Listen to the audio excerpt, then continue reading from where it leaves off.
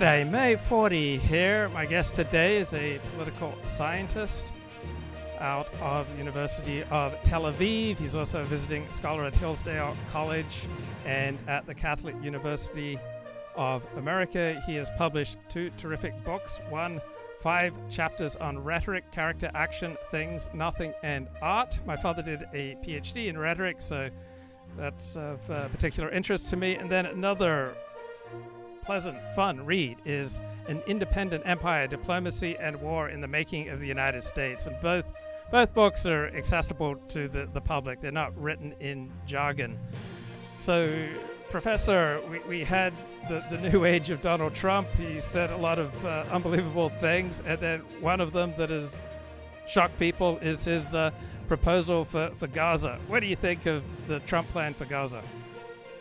Well, you know, the old ideas weren't working, so it's good that we have a president of the United States who's willing to admit that and suggest something completely different.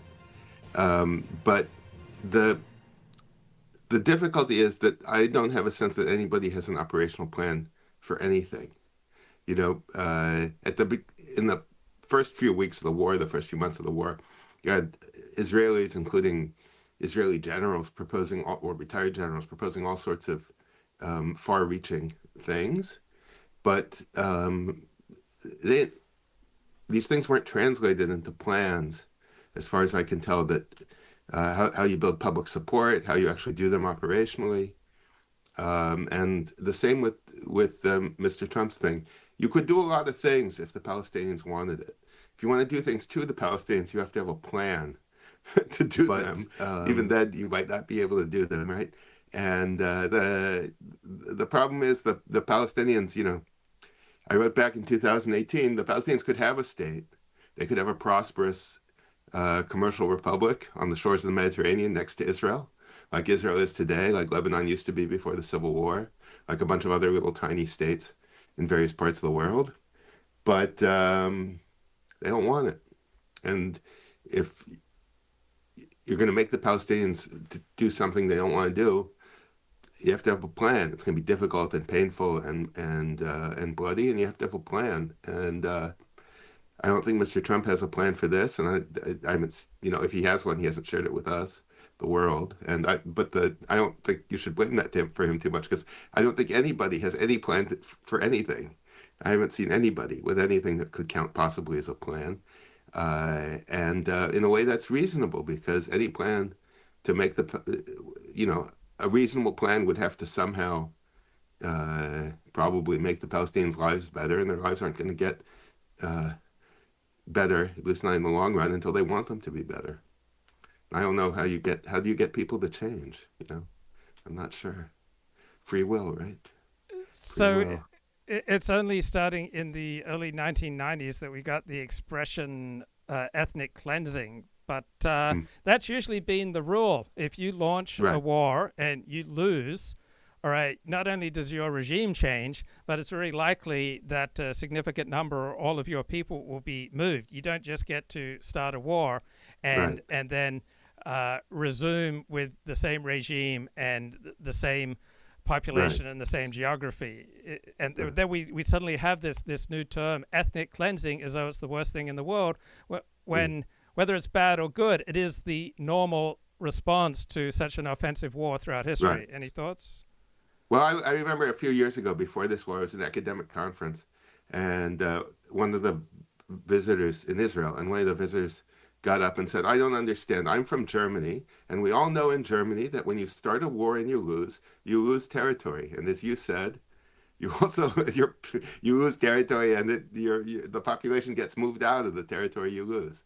And that's what happened in 48, right? In 67 already, the Israelis decided that not only were they not going to ethnically cleanse the territories they captured, they were going to let the people who had run away come back in.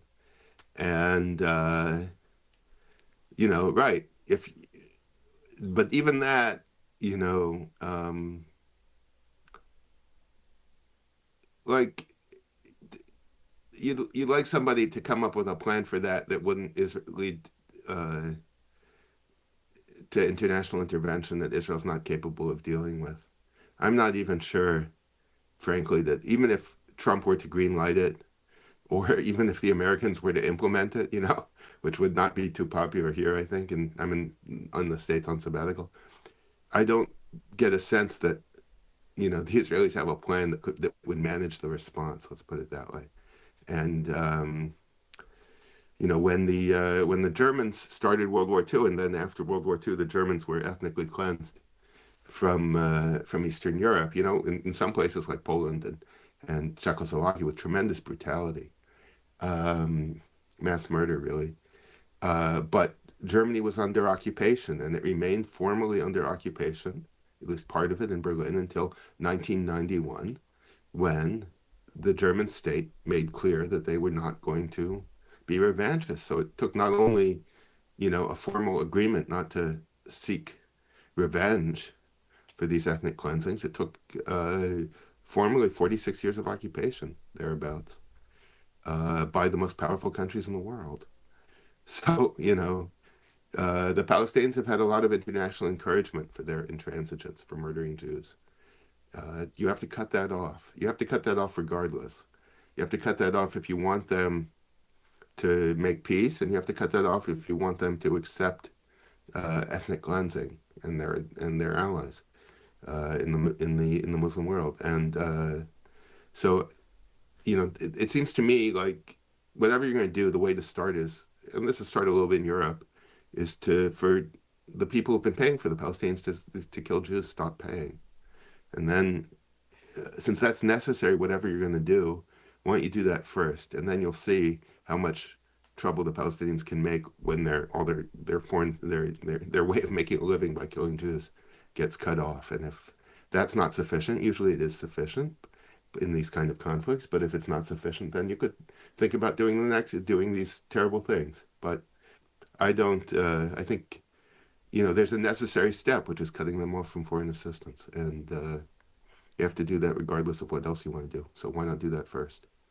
Well, one of the pleasures and one of the dangers of having a brain that functions on an above average level is that you really enjoy living in an abstract world. And when I was young, I had my own flirtation with Marxism. And so it's exciting to live in an abstract world, but it's also dangerous because you become incredibly disconnected from reality. And Mm-hmm. if you love your people, you love your family, your extended family, your people, your nation, you have to be aware that everything can be used against you, including morality.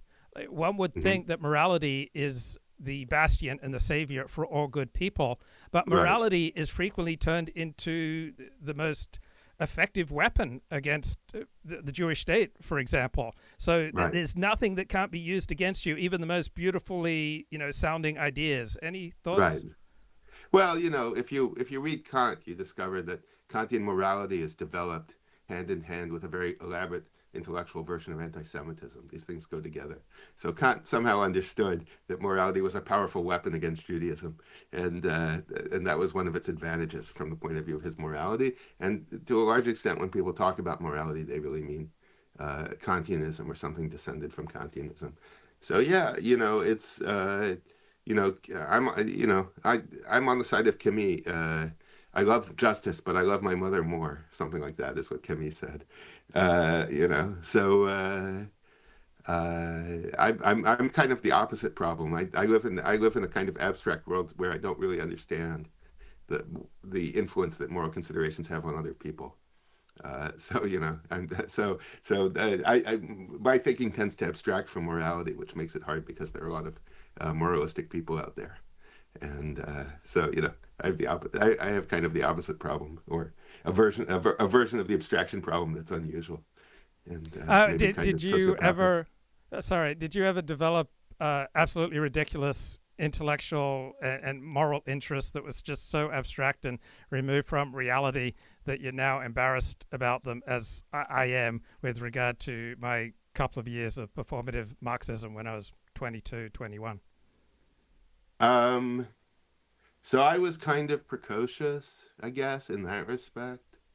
I was studying politics seriously with some of the leading scholars of politics in the world from the age of 16. And so that kind of unworldliness never really appealed to me. A little younger than that, I used to go talk to the revolutionary communists at the bookstore. But and I read a little bit, but their stuff wasn't so interesting, and they had discussions of forms of leftist thought that I think were more interesting and more interesting to me, but they themselves didn't represent it. So no, that stuff didn't really appeal to me. What appealed to me was people who were trying to think as seriously as possible about what was actually going on, and that's what I started doing in college and have continued ever since. Now, you mentioned the term anti-Semitism. It's such a euphemism, and it's such a kind of a strange term. How come we don't have the reciprocal term anti-Gentilism? Is that not a thing? Um, Look, I know that I've been following you for a while. I guess I used to read you religiously around 2002, 2003. And I know that that kind of topic is something you and your friends like to talk about. I remember Chaim Amalek. I don't Oh, know if he's a presence nowadays. Um, but, I'm not, look, let's put it this way. I think that a lot of the apologetics, Jewish apologetics about that, don't really work. They're not intellectually serious. They're not based on Jewish sources. Um, and, I don't know. This is not something I've ever tried to talk about seriously. Unlike you, I haven't ever tried to talk about this seriously, or at least I'm not sure that your discussions of this were ever serious, but they were certainly entertaining. I've never tried to discuss this entertainingly with a general audience, and I'm not sure I'm ready to start right now. I would need a lot of preparation, which I haven't done to come to be interviewed about that topic and think about what I want to say first. So let's put yeah. it this way. I think a lot of the apologetics about that don't work. That let's put or to put it a different way. In ancient Greek, the same word is used for neighbor and for enemy, right? And so, because it's the natural thing is that people who are next to each other don't get along, and that's how most people in the world rub along, right? They have periods of hostility and periods of more reasonable getting along, and the Jews aren't in that respect all that different from anybody else. You know. I think Welsh in German means like disgusting foreigner. So, in Germanic languages, so none of this is new. And the Jews, in that respect, we may be the chosen people, but in this respect, I don't know that we're any different from anybody else. And attempts to claim that we are, I'm not sure they're really plausible. But, I would agree with the impulse that, you should know who you are. You should stand up for your side, that your mother is more important than justice, that everybody, right? Even terrible people should love their mothers more than they love justice, and even good people should love their mothers more than they love justice.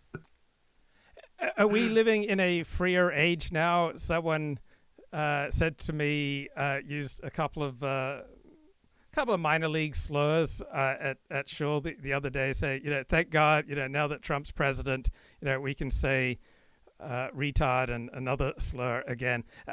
Do we have more free speech now than we did, say, 6 months ago? Do you think? Uh, I certainly feel that way. Um, you know, I was accosted the day after the election. I went to Capitol Hill wearing my Trump hat, which I haven't done again. The reason I haven't done it again is I was accosted by a crazy black lady who started uttering death threats. But before she got to the death threats, she started using the N word. And so I said to her, well, if you're going to use it, I'm going to use it too. And she said, you can't talk like that. I said, you can. Why can't I? What are you, a racist? But I'm not going to say the N word here on this thing. And ever since that encounter, after the death threats, I realized that to wear my Trump hat around here uh, in DC requires constant vigilance. I can't look at my phone, and I'd rather look at my phone when I'm wandering around. So I don't. I haven't worn it. Now, I haven't worn it since. what are your areas of academic interest these days?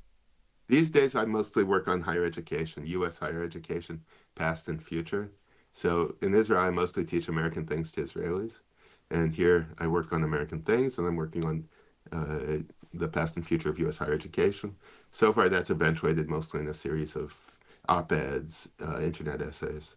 But I have an outline for a book that I would like to do on uh, how U.S. higher education got to where it is and where it should go from here. Do you find it curious that our elite universities are overwhelmingly not following the Supreme Court's ruling on you cannot consider race as a basis for admission?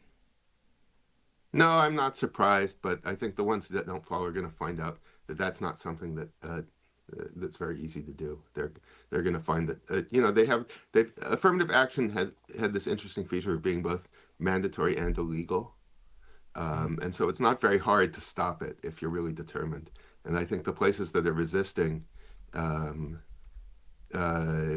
along with the bans on affirmative action are going to find out that it really doesn't work, that the government has, both federal governments and the state governments that are hostile to affirmative action have ample tools by which to punish, chastise, and reform institutions that go along with that.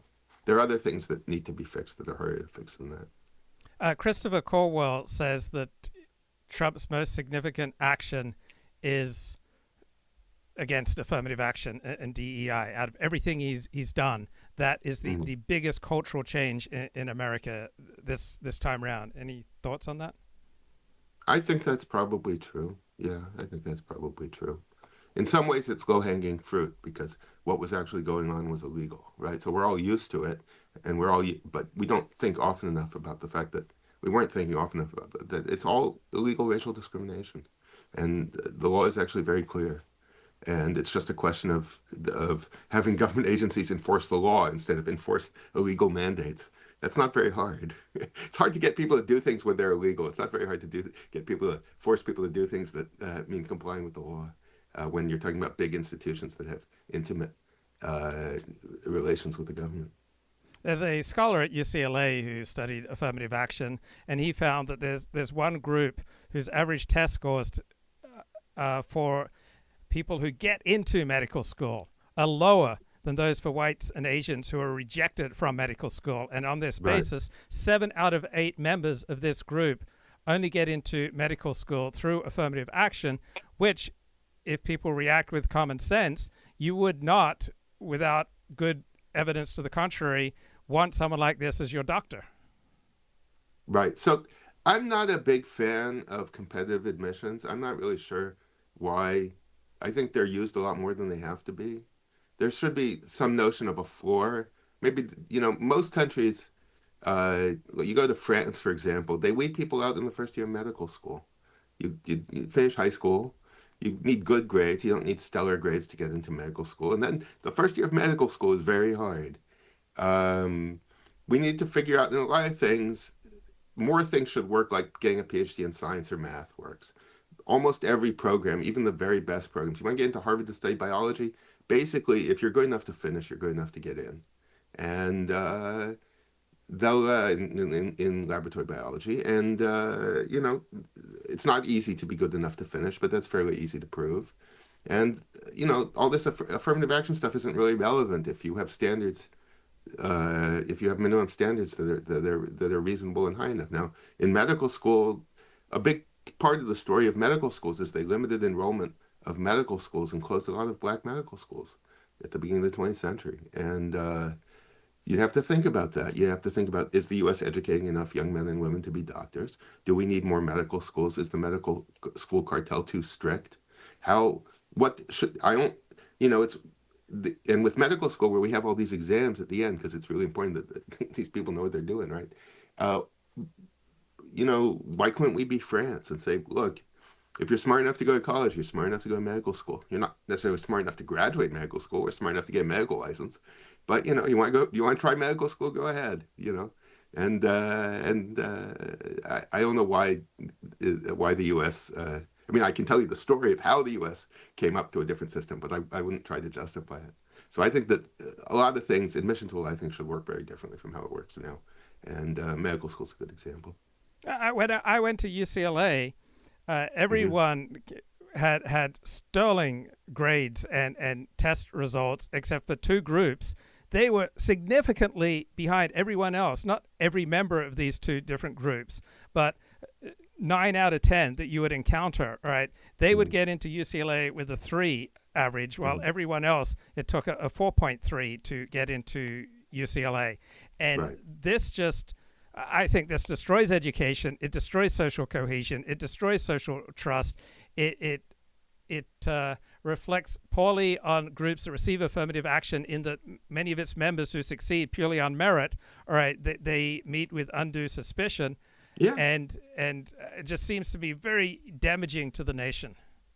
Right, but you could have a lot less screaming and yelling if you said, look, some people managed to get into UCLA with a 3, so let's let everybody in to UCLA who has a 3, and but UCLA will be hard.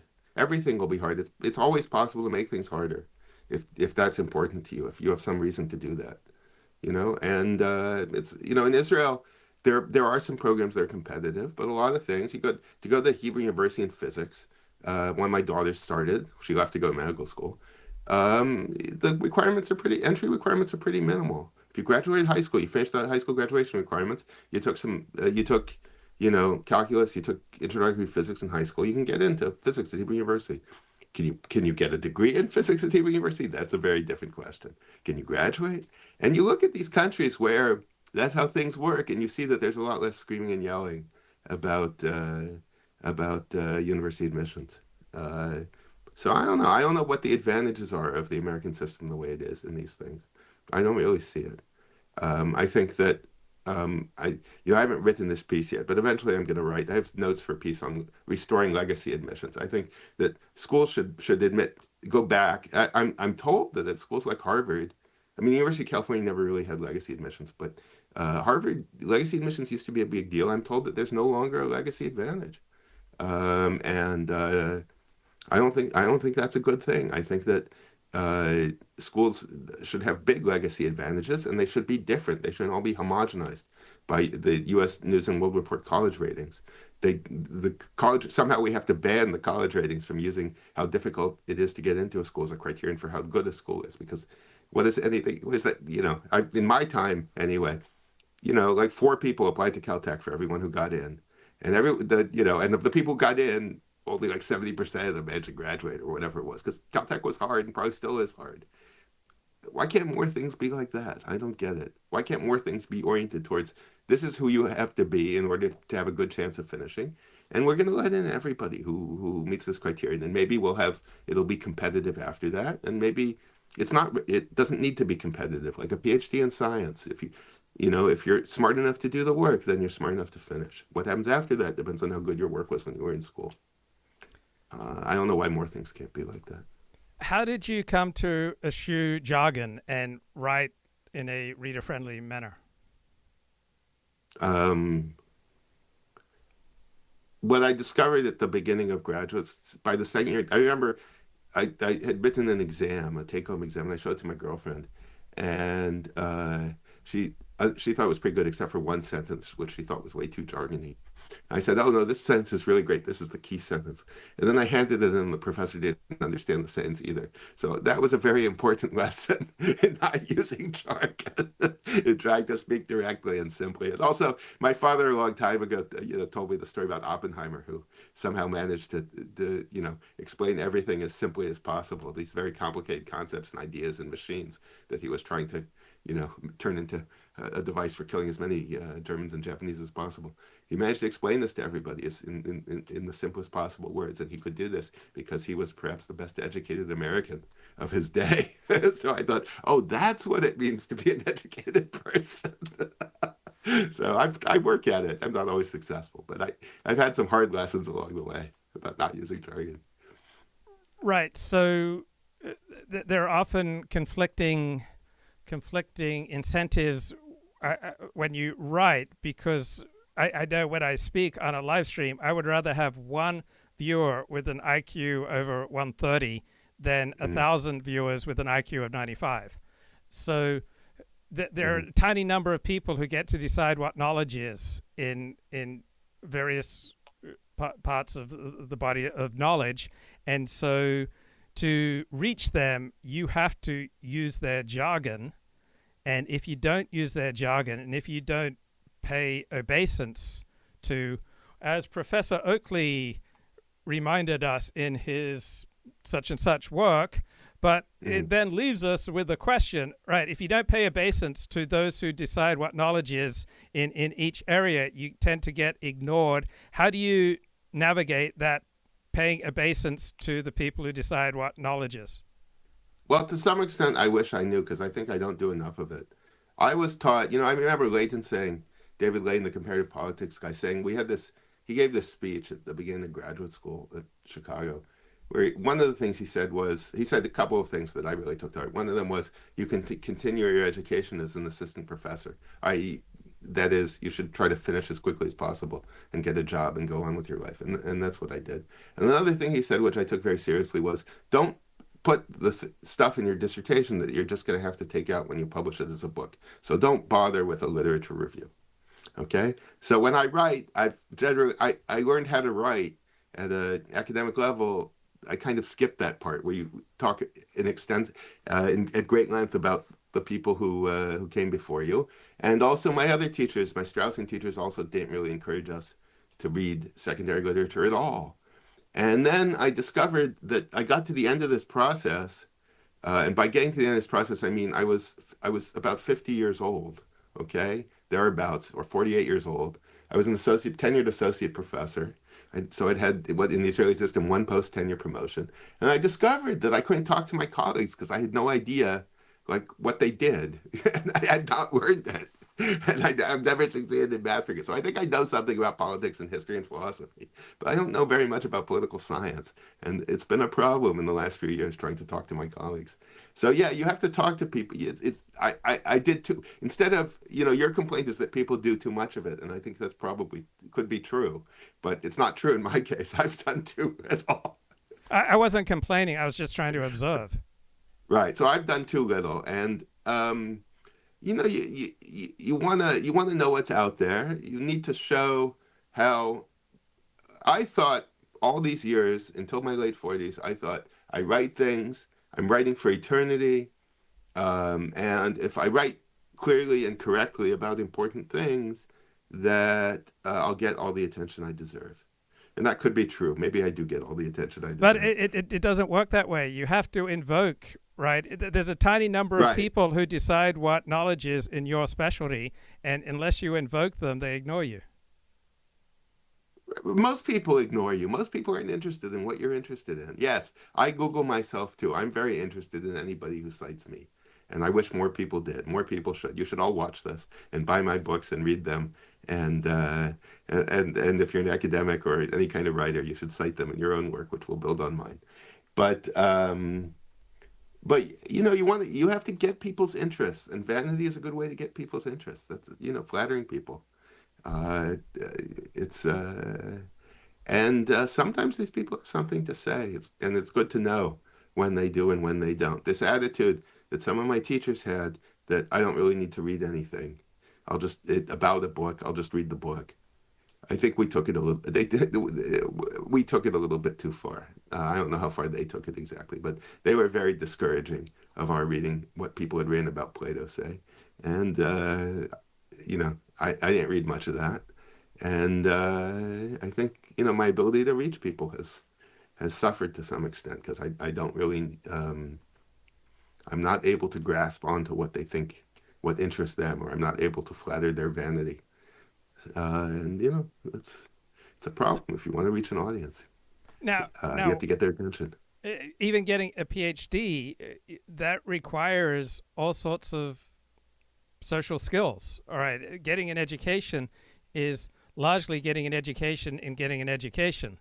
And so Yep. how did you navigate that? I found it tremendously challenging. Many of my teachers and professors said you're the most challenging student I've ever had, and they didn't mean that as a compliment.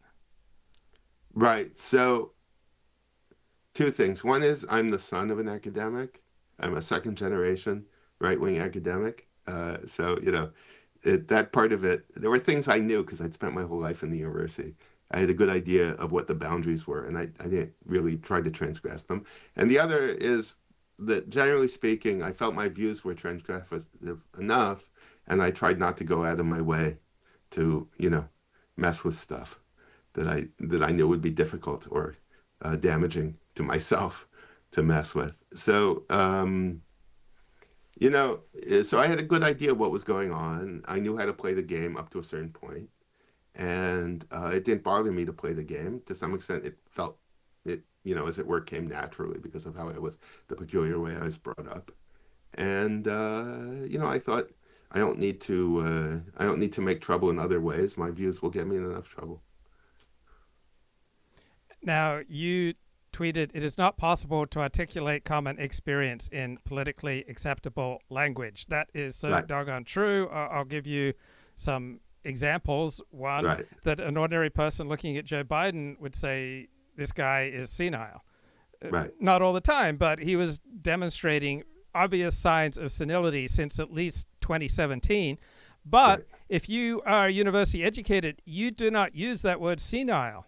At most, you'd say Joe Biden is exhibiting signs of cognitive decline, which is so foreign to just being a human talking and describing the world around him. And so I think it's right, this careful critical discourse that so inhibited our elites, particularly in the media, from noting the obvious that Joe Biden, since 2017, has demonstrated numerous right. signs of senility.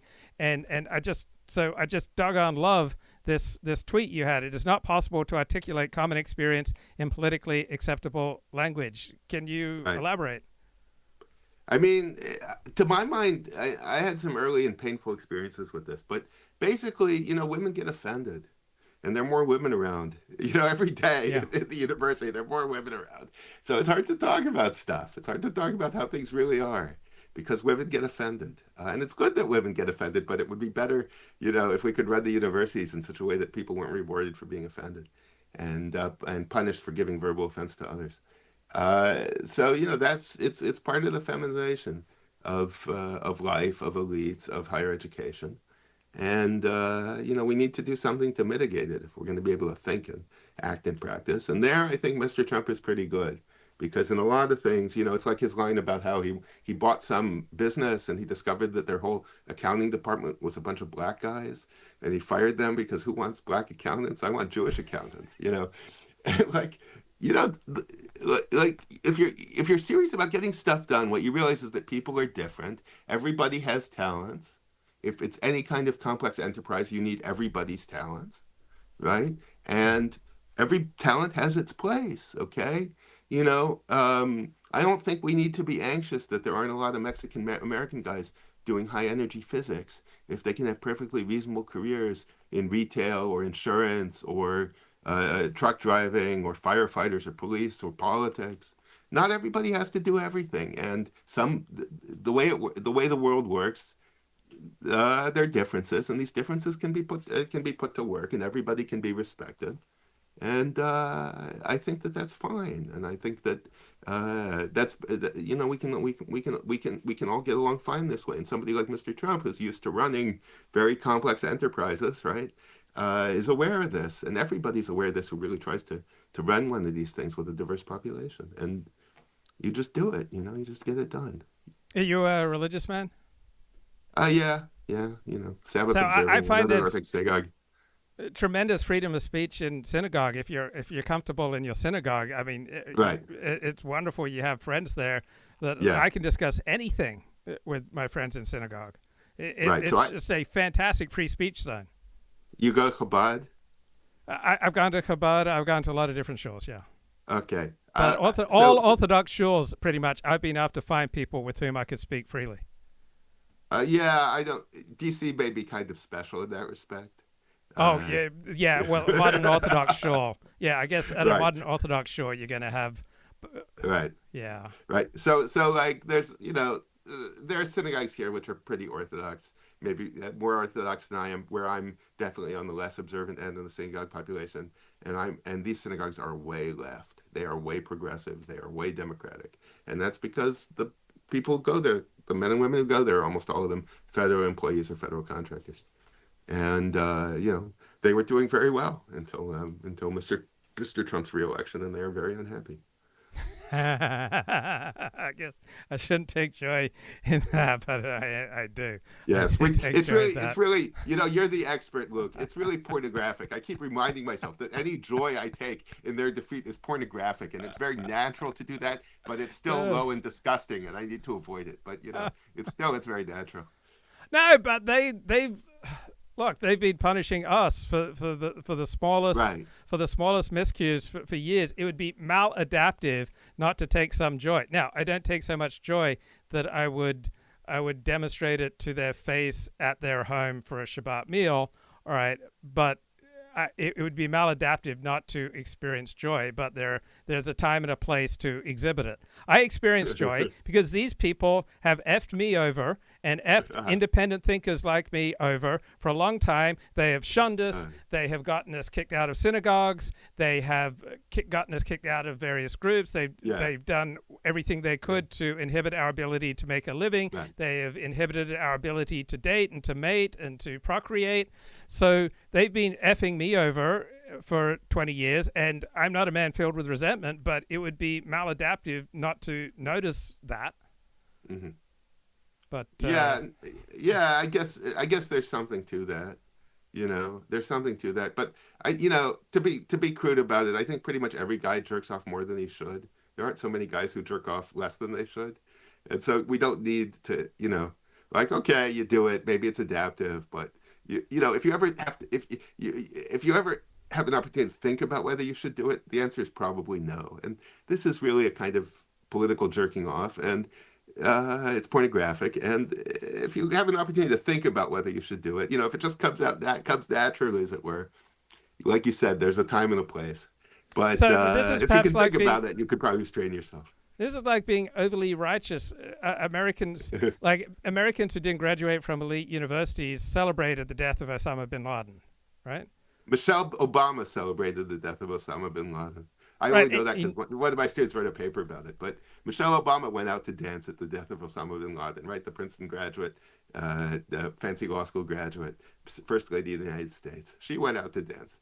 So, everybody felt this. I don't think you had to, or almost everybody was felt the impulse, and a lot of people.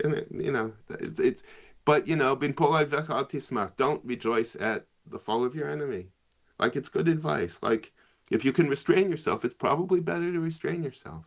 If you can. If you can't, don't worry about it too much. Yeah, I'm a convert to Judaism. One of the things I love about Jews and Judaism is the emotional honesty and just the acceptance of the natural passions. And when there's one group that has been tormenting you for years and years and years, and then they finally get their comeuppance, it would be an extraordinary person who doesn't feel some joy about it. But how you demonstrate it is a different thing. But I'm thinking about a situation from another insular world that I'm a part of, the Alexander Technique world. And I trained for 3 years, and I developed some very close relationships in those 3 years of training. And it was all blown up in smoke when I published a blog post criticizing one approach to the Alexander Technique. I had broken the rules. I'd spoken out of turn, and I was now persona non grata to every bond that I had formed in the Alexander Technique world. Right. And these people, they would get so upset, and they would do everything they could to destroy the standing, the reputation, and the business of other Alexander Technique teachers who would teach via Skype or what became FaceTime, because they were very strong that it had to be in person. Then COVID hits, and then they all depend on teaching via FaceTime. And so it would be a rare person who would not experience a little bit of joy at the comeuppance of all those with power who try to destroy those who innovated. Right. But, I've read enough sociology of the professions to know that avoiding bad-mouthing your fellow professionals is a fundamental rule of pretty much every guild, every restricted profession. The physicians do it, and the dentists do it, and the physicians and dentists who violate this generally get in a lot of trouble. It's very easy to ruin yourself professionally by pointing out the incompetence of your colleagues, and so most of us avoid it. Yeah, and dentists are probably the least ethical, most exploitative profession out there, and so the general public would be served better if people spoke out, because as Adam Smith said, never do businessmen, and you could put together professionals, never do professionals get together when they're not planning some conspiracy against the public. So, yes, against the welfare of the public. But then he has this explanation for why it usually doesn't work out. But they have all these rules and regulations, and it's part of the story, right? The Paul Starr, right? The Social Origins of American Medicine. What's a state medical association? It's a bunch of doctors who agree that they won't testify against any member of the state medical association, but they will testify against people who try to practice medicine without being members of the state medical association. That's basically how these things formed, and basically what they are. In order to make it effective, they had to have professional standards and occasionally break omerta, speak out against somebody who really broke the professional standards. But that's what a state medical association is. They don't speak bad of each other, and that's one needs to internalize these rules if one wishes to practice. Professionalizing oneself is partly a matter of learning these rules. I don't let my students tell me bad stuff about my colleagues. I shut them down. I don't want to hear it, and I don't say anything to them about my colleagues that's negative. I think it's called collegiality, and it seems to me, it may not be fair at some level, but it's going along to get along with the people I have to get along with for the rest of my life. Yeah. Let me think how I'm going to phrase this. So you spend a great deal of time in Israel and a great deal of time in the United States. What jumps out at you when you go back and forth? For example, when I go back to Australia, what jumps out at me is the absence of crime, the high social cohesion, the high social trust, just the ease, the higher quality of life, the cleaner public environment. And that when I come back to America, I feel much more the stress, the sense of being on alert, the lower social cohesion, social trust, the vast amount of crime. So those are like things that jump out at me. When you go back and forth between the United States and Israel, what jumps out at you? I mean, it's actually less noticeable in Washington, D.C., but in Israel, almost everybody you dealt with was in the army. Almost everybody you dealt with has children in the army. Military service is a normal part of life. You're not an unusual person. Whatever your profession is, you spent some period of time in the army. I didn't go to the Israeli army, but my kids went to the Israeli army, and the kids of all our friends and all our friends who grew up in Israel, and my relatives. Whereas here, in Washington, it seems like most of the guys I meet are veterans, but somehow, or a lot of them were. But outside of D.C. in America, it's very unusual. It's very unusual. I mean, I remember I went to a Hillsdale program here in D.C., and one of the people spoke who runs the Hillsdale network of classical schools. And he said about 6% of their male graduates, I think, at the time go into the service. And so I asked him afterwards, I said, do you think 6% is a lot or 6% is a little? And he said, well, with the service the way it is now, I'm not too worried about being too little, So even there in right-wing circles, at least in Joe Biden's army, they weren't so eager to have their graduates go off to Joe Biden's army and Marine Corps. Now the recruiting's a bit different, and now the situation's a bit different. That probably is the single thing that most struck me. Well, what about, I would assume when you go back to Israel, there's a sense you have a great deal in common with your fellow Israelis. I experience that when I go back to Australia. For example, I feel like when I'm processed through customs, that they're on my side. I have the sense in Australia that the government's on my side. In the United States, I have a much sense from customs on, often that the government is my enemy, or certainly not on my side. And I feel almost very little in common with, half the residents of Los Angeles don't even speak English. So isn't that something that jumps out at you as a difference between Israel and the United States? Well, I have the opposite experience of you, right? How old were you when you came from Australia to America? 11. So when I really moved, I was 25. I was married. I had a baby. I was an adult. I missed out on key. I'd been in Israel 2 years as a student, eighth grade and after college, but I wasn't Israeli. I thought at the beginning I could be Israeli. After a few years, I realized I was never going to be Israeli. So it feels exotic. It feels in some ways like a prolonged trip abroad from America. Um, so, like here, do I feel that the government is on my side? Well, I'd have to be a fool to think. I used to feel that way. And now then it's pretty clear the federal government, as it existed up until the January 20th, was not on the side of humanity or decency, and so now we're trying to fix it. But back in the 90s, the 80s, I never, up until fairly recently, up until maybe. Probably 2014. I never really, in my time in the U.S., I never really felt that the government was basically hostile to me and everything I stood for. There were people who disagreed with me about this or that, but until 2014, I don't remember ever having that feeling that something in the U.S. has basically gone wrong, and for things to be okay, they have to be changed radically. But in Israel, I'm a foreigner, despite being an Israeli citizen, despite being pretty fluent in Hebrew. I have an appalling accent, but I'm pretty fluent in Hebrew. And the way you stand out in Los Angeles, I stand out here. And so we have kind of yeah, sure, it's gritty here in some ways that it isn't in Israel. And stuff goes on at 3 a.m. in Tel Aviv, at least during peacetime, that doesn't happen in DC at 3 a.m. because it's not safe here at 3 a.m. That's true. There's some differences, and in a lot of ways, life is easier there. And it's not just the weather.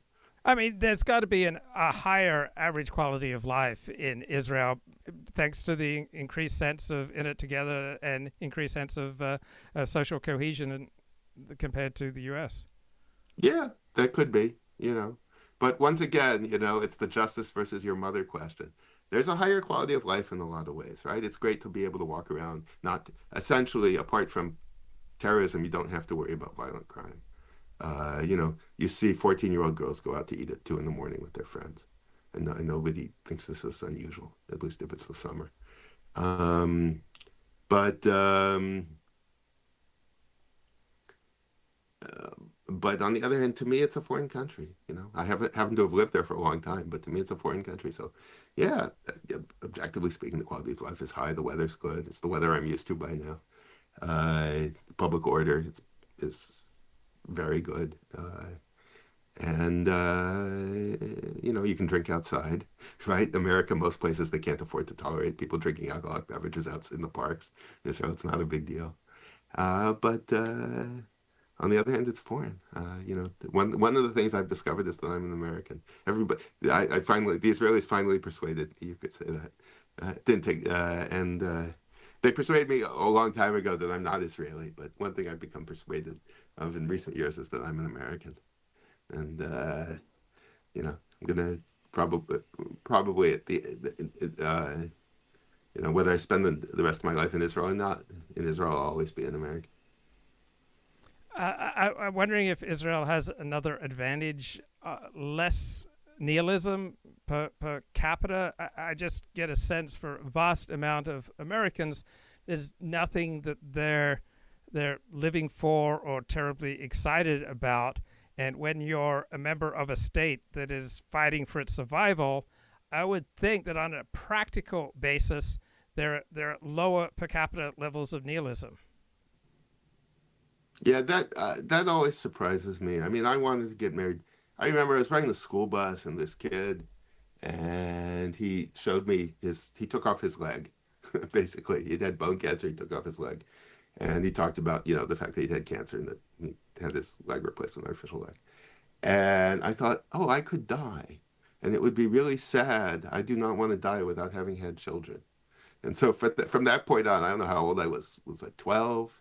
It was 12, 13, 12, 11, 12 years old. I'm like, okay, I want to die before I have kids. So that gave me a very strong sense of purpose. That has something to do with the religion, of course. And, you see all these people who don't seem to be motivated by that. It's not clear what they are motivated by. Right. They're lacking purpose. And in Israel, there's more, you said social cohesion. There's less anomie. I don't know what the opposite of anomie is in English, and I don't even know how to say anomie in English. Something to live for. Anomie is emptiness. Yeah. The opposite would be right. Something to live for. You're looking forward to the day ahead. Right. So I I was reading Ross Douthat's memoir of his time at Harvard, and he says, you know, he says basically the world, in some way he says, I forget the literal words I just read today, but I forget literally what he says, but he says basically the world is bad. And I think he says that from a, Christian Catholic point of view, but I'm like, I wasn't brought up that way. That's not what I believe. I believe the world is good. I wrote in the margin, I think he wrote, the world is good, and he writes in parentheses, it's not. I wrote in the margin, the world is very good, right? God looked at all he saw, and behold, it was very good. It's very good. It's very good. There's some problems. Wait, whose book about Harvard? Did you say whose Ross book? Douthat, Privilege. Oh, right. Well, he's Christian, so of course he thinks the world's fallen. Right. That's what he thinks. But like that's not. I'm not Christian. You're not Christian. So I don't. I don't live my life that way. I try not to live my life that way. There was a point where it looked to me like the world was being run, to some extent, is being run by very. Somebody called them anti-humans, people who are really hostile to human life, and who want us all to commit suicide as quickly as possible. But I don't. That's not who I am, and that's not who I want running things. And I, put a fair amount of time trying to get people in charge who don't think that way. Did you read Professor of Apocalypse: The Many Lives of Jacob Taubes, or have you read Taubes or about Taubes? I've read I read his book on Paul. I've read little bits of stuff by Taubes. But yeah, I haven't. I don't think I may have leafed through that. I'm pretty sure I didn't read it. But I've read some of his stuff. Fascinating bloke. Jerry Muller, the author, is just real commonsensical centrist. I think I've loved all of his books, but that was just mind blowing. That guy was just out there. He was some combo of charlatan, and he was Google before there was Google. Right? You could talk to Taubes. Yeah. Right. He knew a lot, but he claimed to know more than he did, apparently. Shalom, who also knew a lot, didn't have a lot of patience for him. The book on Paul, I thought, to me, it was very convincing. I haven't spent a lot of time reading Paul, but as a view of like Judaism and the relation between Judaism and Christianity, of what Paul wanted, I was convinced by it. And it's a much more humane view of Paul than other people's view of Paul, I think. And as for Taubes himself, I guess I should read the Mueller book, because he does seem like an interesting figure, and other people who are have, and I think I did leaf through that book, and it looked like an interesting book, so I have to actually read it. Now you're writing, you're researching now higher education, huge field. Can you share like some aspect of that? Because there have been thousands of books on higher education. Right. What is it that gets your mind going and gives you the excitement and the strength to carry on with your research and work? Well, at the policy level, what I realized is in America, the commanding high ground of higher education is accreditation. Okay, and it's relatively easy to control who gets to do accreditation and what the standards of accreditation are. And you can make all the universities jump through hoops if you just get them by the accreditation, right? That's their testicles. You get them by their testicles, and their hearts and minds will follow. And that's it. I've had discussions with people to what extent you can do that without legislation, but it seems to me that given the events of the past year and a half, it's not, to get the required legislation is not going to be that hard, if insofar as legislation is really required, which I'm not certain of. And in any case, you can get legislation that empowers the government to accredit the schools according to whether they're really making a contribution to the freedom, prosperity, and power of the United States. And that's what I want to do. And what do you think if I don't know, it's a wet dream for many on the right, start taxing university endowments, for one? Yeah, I think that generally speaking, all of these endowments, and certainly all the foundations, need to be sunsetted. That universities, that every nonprofit needs to be dependent on current donors. And that's part of the advantage of having legacies, right? Is universities really should depend. Private universities should depend mostly on their alumni.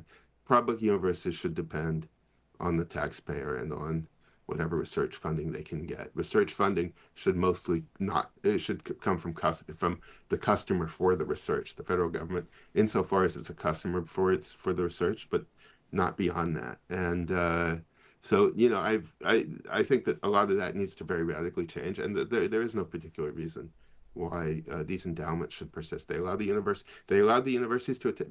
universities like Harvard to detach themselves from their alumni. That hasn't been good for Harvard, and it hasn't been good for the country.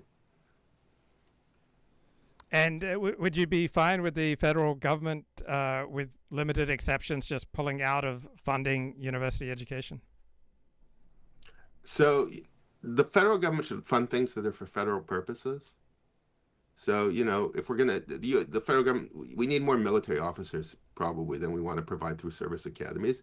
And we want more diversity, right, of military officers than will be provided by restricting officer training to the service academies. And I'm in favor of bringing back compulsory military training. And I'm in favor of linking compulsory military training to public higher education. My father, when he was at Penn State in the early 60s, he was in Air Force ROTC. It was a condition of him being at Penn State. So make everybody go through compulsory military training in college, and then the services will take the people they need. I think that would be a good scheme.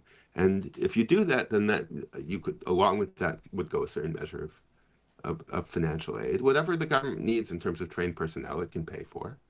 And apart from that, it's not clear to me why, we want to have a certain number of scholarships for poor kids, but why that should be the problem of the federal government or state, to what extent that should be the problem of the federal government or state governments, I think needs to be reexamined. We certainly don't want loans.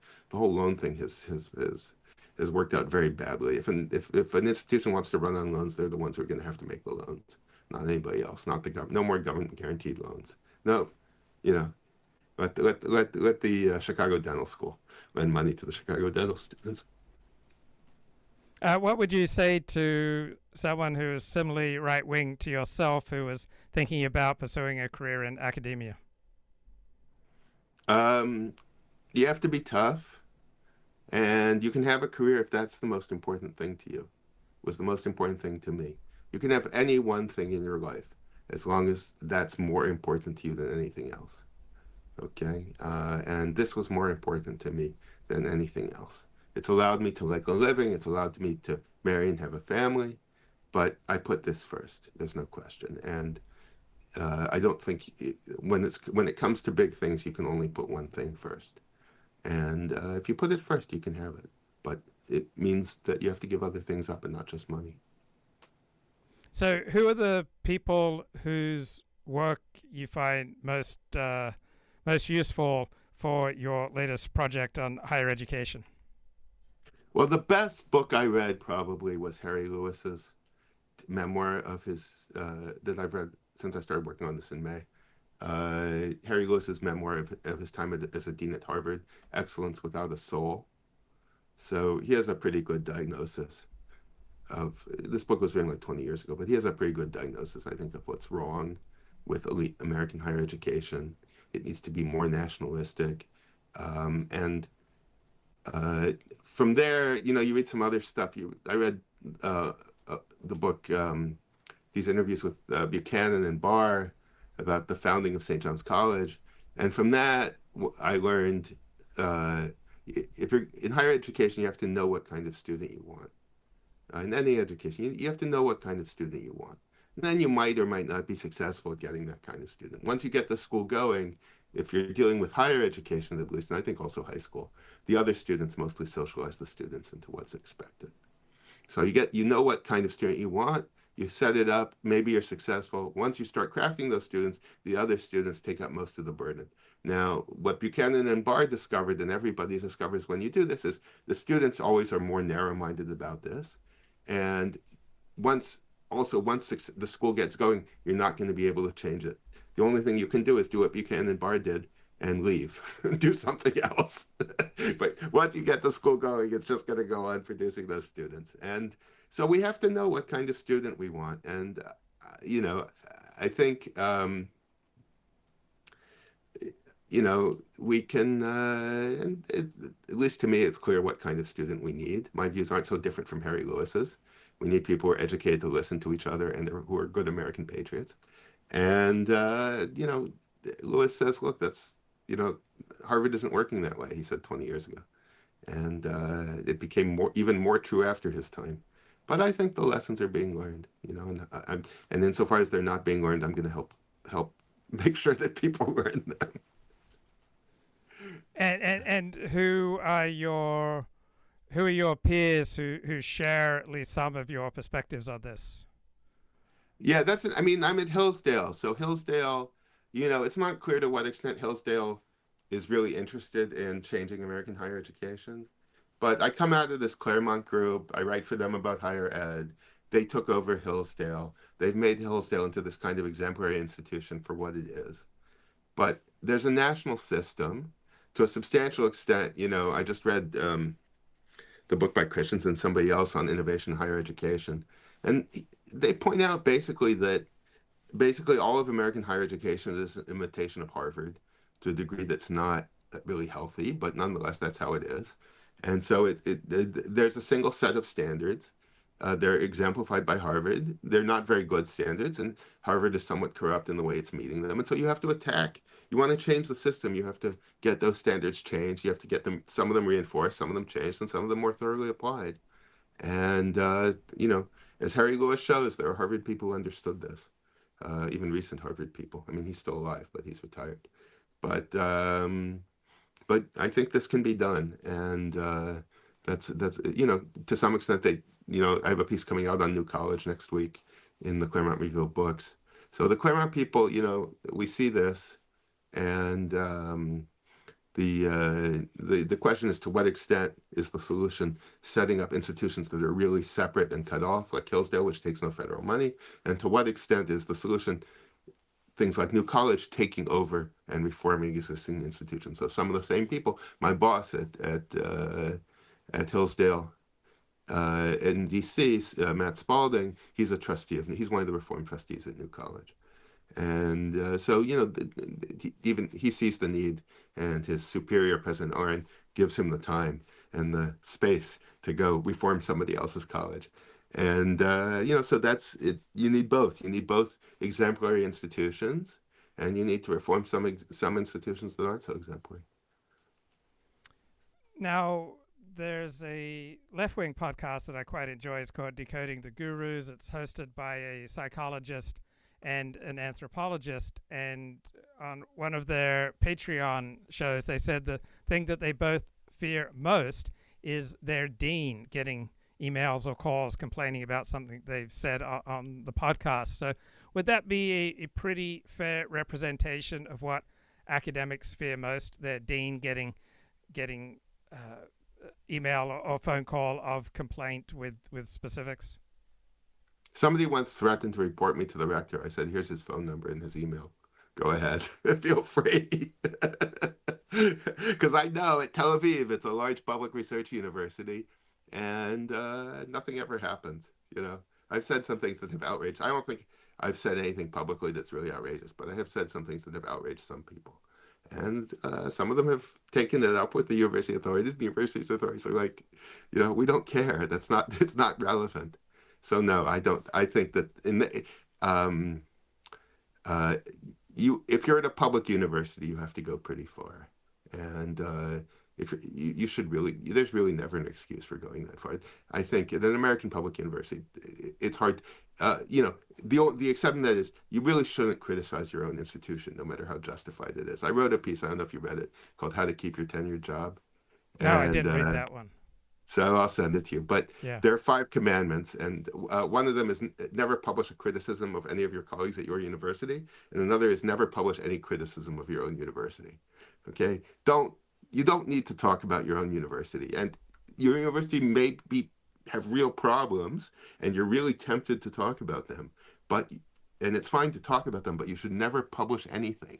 You should never publish a criticism of somebody at your university, no matter how stupid the thing that they wrote is. And so you have to stick to that.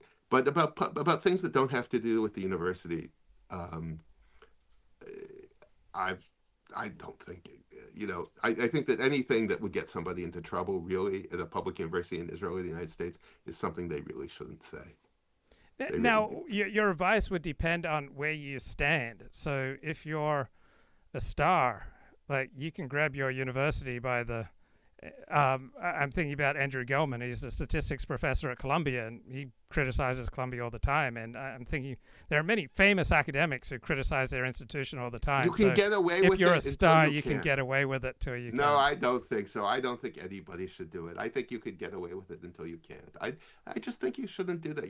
What I wrote in that piece is your institution is not so special. Whatever you're doing wrong, somebody else is doing wrong. So go make fun of them.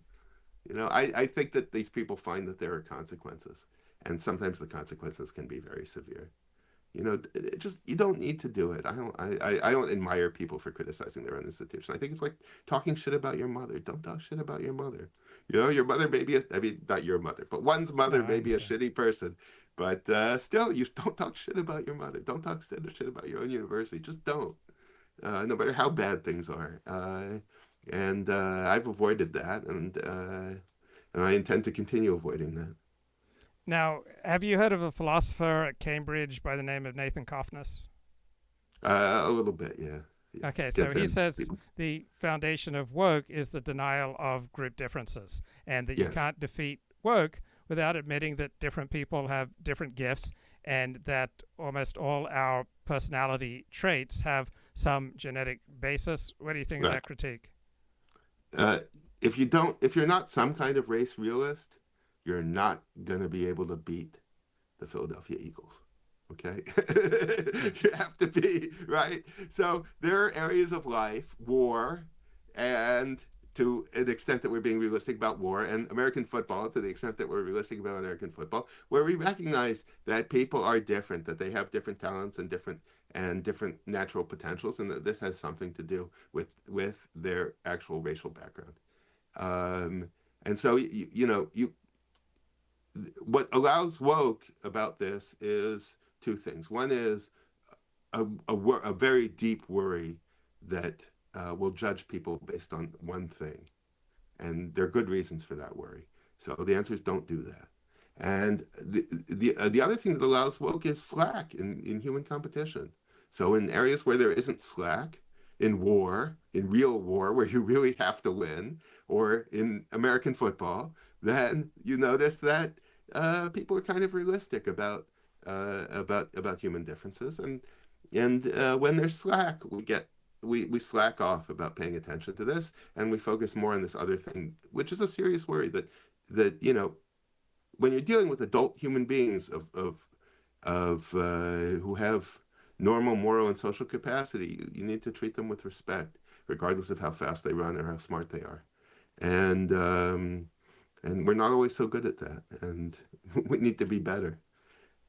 So, for many police officers, you'll have a male and a female police officer in a squad car going out, working together, very intense, 8 hours a day.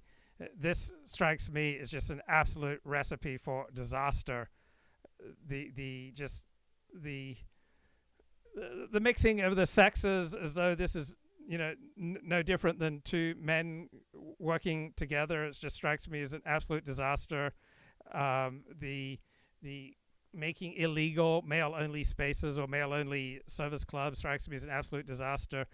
Women Mm, in combat strikes me as an absolute disaster. yeah. I come from Australia, which is the most sexually segregated advanced economy in the world. We just naturally go different ways. What do you think about this modern sexual egalitarian perspective that thinks, oh, it's not going to be a problem? You put a male police officer, a female police officer, have them work together under the most intense circumstances, 40 hours a week, or you put women on a ship, right? There are 20 women, 3,000 men. What's the big deal? This egalitarian approach that there's unimportant differences between men and women, and you can just throw them together in law enforcement, in firefighting, in the military, is just idiotic from my perspective. What's yours? Okay, well, so in my personal life, I'm a Freemason. And so I go to meetings and there's a guy with a sword to keep out all the non-Masons. And by definition, All women are non-Masons of our variety, and therefore they don't get in.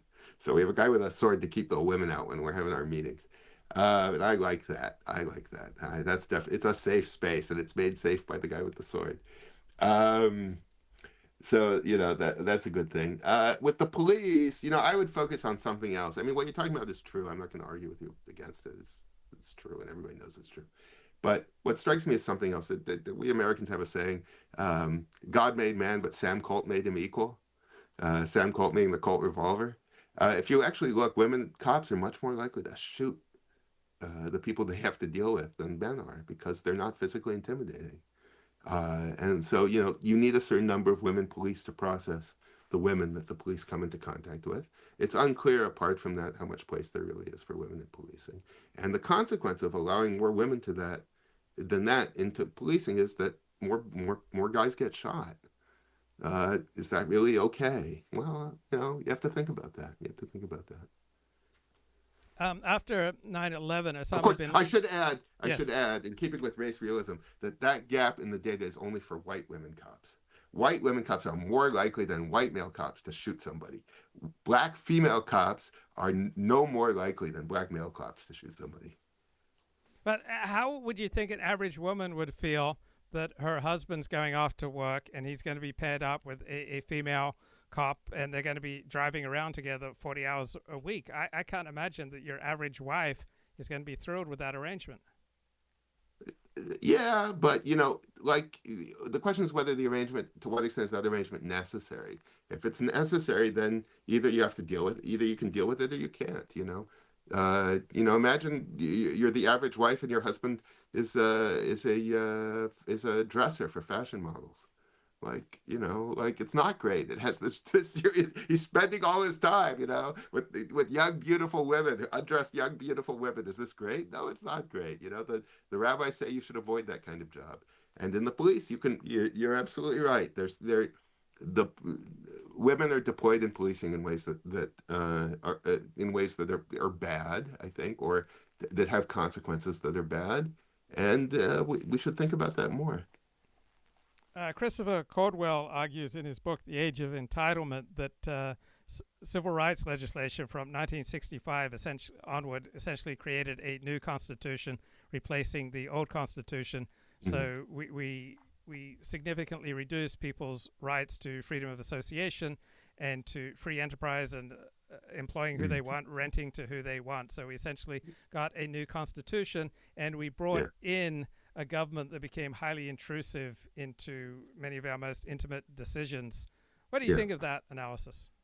So I was familiar with that thesis well before Caldwell because a guy named Tom Powers published it in his book. So you should look at, I think the book, I'm not sure when the book was published with respect to Caldwell's, but the thesis, he wrote the thesis back in the 90s, and it took him a while to publish it. So yeah, I mean, something like that's basically correct. And then the question is, what did we get from it, right? Voting rights, 14th Amendment, 15th Amendment, 13th Amendment made some very important change and by and large beneficial change and importantly beneficial change, right? End of slavery. American slavery is probably a good thing. But the But it turns out, for example, that desegregation has been, in most respects, the end of segregation for Black people in most ways has been a big disaster, and that native-born American Blacks are in a lot of ways in worse shape than they were in 1950, during when Jim Crow was still a thing. So like how could that be? Well, people have stories about how that is. There are things you can look at. So if these laws were intended to help Black people, they haven't worked. And so what are they good for? Israel has an insane rule by judges who just have Yeah. just insane levels of power. They essentially appoint themselves. They're overwhelmingly on the left. They invalidate normal rules of fighting. They laid Israel wide open to that sort of attack that Hamas launched on October 7th, 2023. What's your perspective on the role of the judiciary in Israel is just at an insane level? What do you think? Oh, I was against it when it was happening, when it was being put in back in the mid 90s. I went against it. And then, then nothing was done about it. I could tell you a whole story about why nothing was done about it. But then when something got to be done, well, it's like, obviously, of course. The only question about these reforms is whether they go far enough. And I don't think they go far enough. I think we need a complete lustration of I've said we need a complete lustration of the judiciary. We need a complete lustration of probably of the academy in relevant subjects, because the judges have had too much support in the academy. And we need people who believe in democracy. You can't have a free society. A free society needs an elite fit for a free society. Israel does not have a judicial or an academic legal or maybe even an academic political science elite that's fit for a free society. And you have to fix that if you want a free society. The way that they had to fix that in the Czech Republic or in Poland or in East Germany after the fall of communism. So why was Netanyahu not able to make progress with his judicial reform? Was something about the way he did it?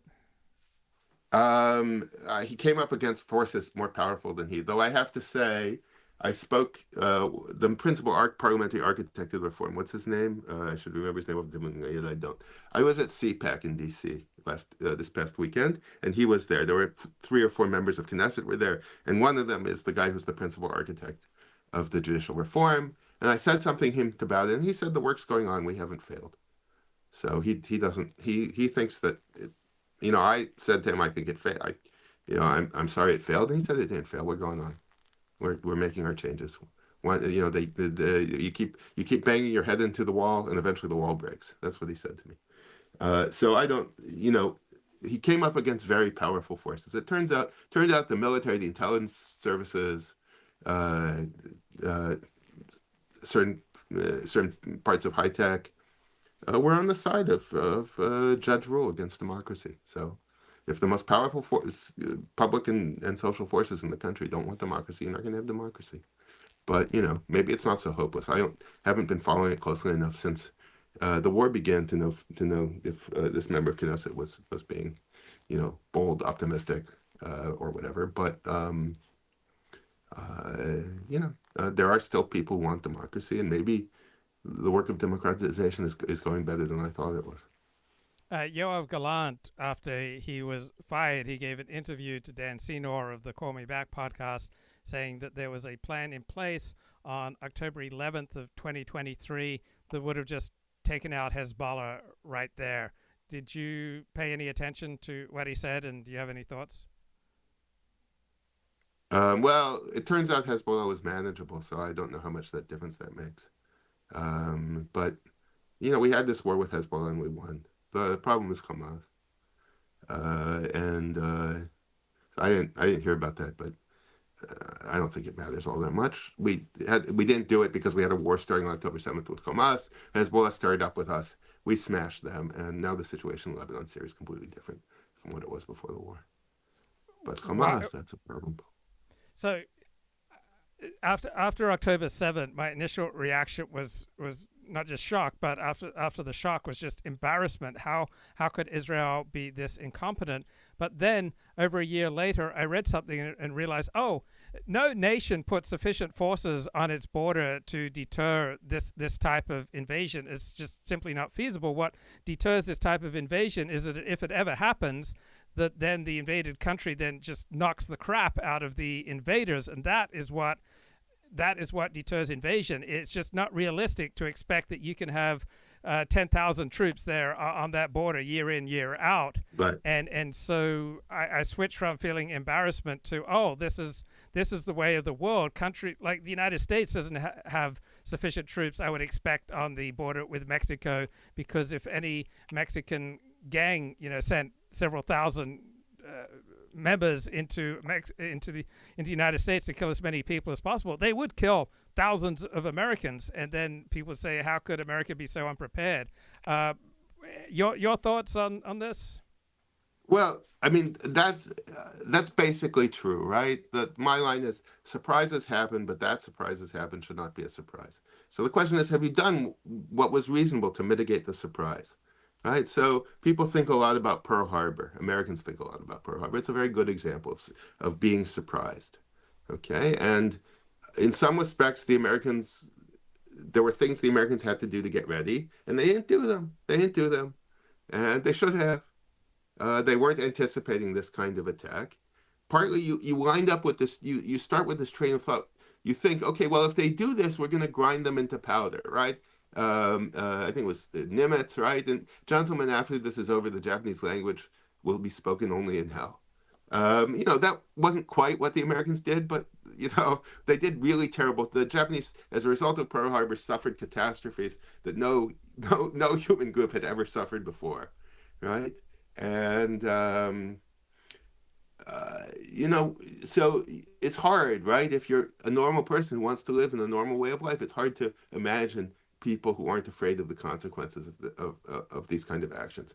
But there's stuff, there's a good book by Grigio, who's a professor at Catholic, about how civilizations fight barbarians. And he says it's a lot more local than people think, right? It's true, you can't have enough regular forces on the border to stop these things, but you can harden the places people actually live. So that's an unfortunate fact about October 7th, is the settlements that were more ready, that had the gates closed, that still had a ready platoon to respond to a security alert, that where the places that were less open, the places that were less lefty, more fearful of Arabs, generally speaking, they ain't get hit as hard. So you have Right. to do that, right? Um, and you can't get ready for everything, and whatever preparations you have, they may turn out to be inadequate in the event.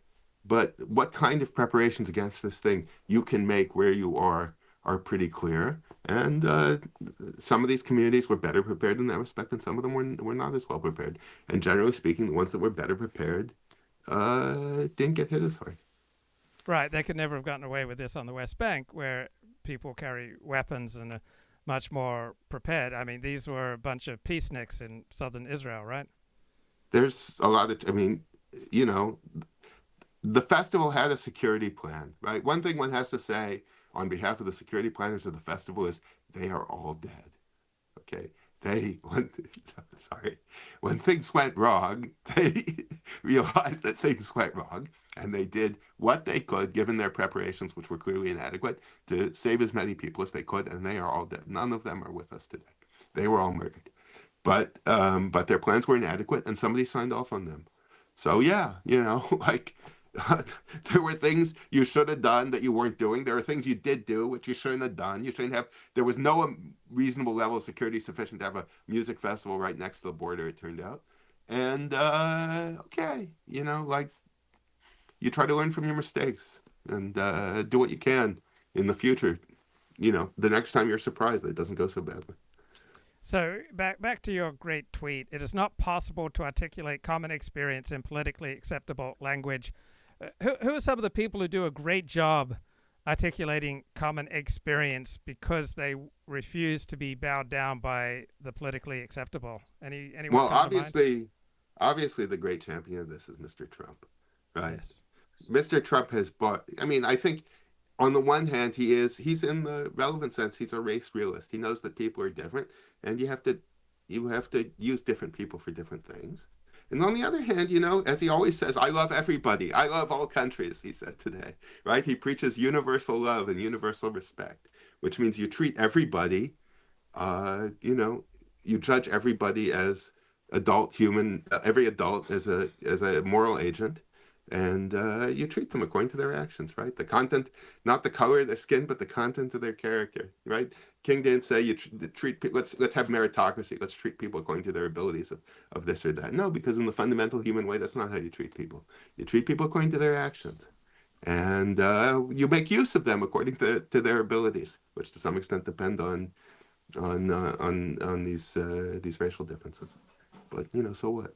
But any other That's characters like comics, or is there any people that bring you joy because they articulate the common experience and refuse to bow down to political I mean, correctness? I like Sailor, and he's been mainstreamed. I think that had a big influence on that tweet. Yeah. Sailor is now much more. He's been mainstream basically, and anybody. If Sailor's as he says, he's a citizenist, right? Yeah. I think that's gonna be the consensus. It's really important to treat people with equal respect, equal moral respect, and we haven't. That's hard. It's challenging, And we haven't really been trying for a long time, and we need to try harder at that. And at the same time, we can acknowledge that there are differences, and we can find a way to make use of these differences in a way that advances our common project of living together in freedom and prosperity. And let me just pause for 1 second.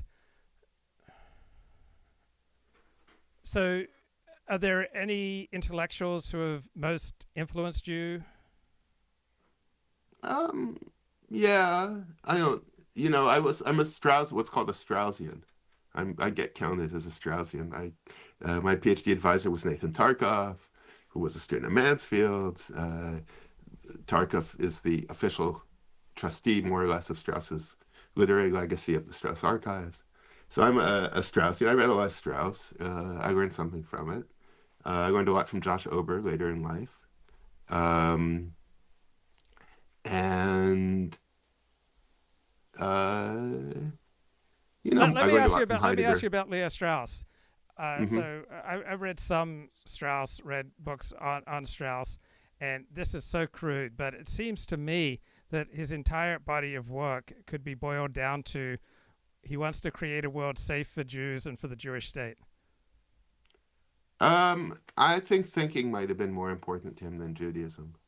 Not Judaism in the abstract. He was an atheist, but Jews. he was willing to promote nationalism when nationalism was in the interest of a Jewish state. He's willing to promote religion to the extent that that's good for Right. Jews. He's willing to promote everything if it's aligned with keeping Jews safe. On It the seems other to hand, be the through line through everything that he published. his adopted daughter married a Gentile. Right, but that says I don't nothing know. about his intellectual body of work. His intellectual body of Oh work yeah, was maybe, overwhelmingly dominated by maybe, making a world safe for Jews. maybe, but he doesn't seem to. Yeah. So safe. The question is, Strauss was pretty sure assimilation was impossible, um, or that under the circumstances of his lifetime in America, assimilation was impossible. I don't know that that's true. I'm not sure. Also, I don't know. You know, um, maybe for this similar reason, I didn't want to talk about the other thing. I didn't talk about this, but this I've actually thought about. Uh, you know, if somebody converts to Orthodox Judaism and they convert in order to marry, they convert and they then marry. Well, the official attitude is we're supposed to be under certain circumstances accepting of that. You know, Orwell says a great line. He says, anti-Semites in England hate Jews because they are atheists and because they're un-English. And what they don't realize is that there are a lot of observant Jews. They just don't notice them because they're culturally assimilated.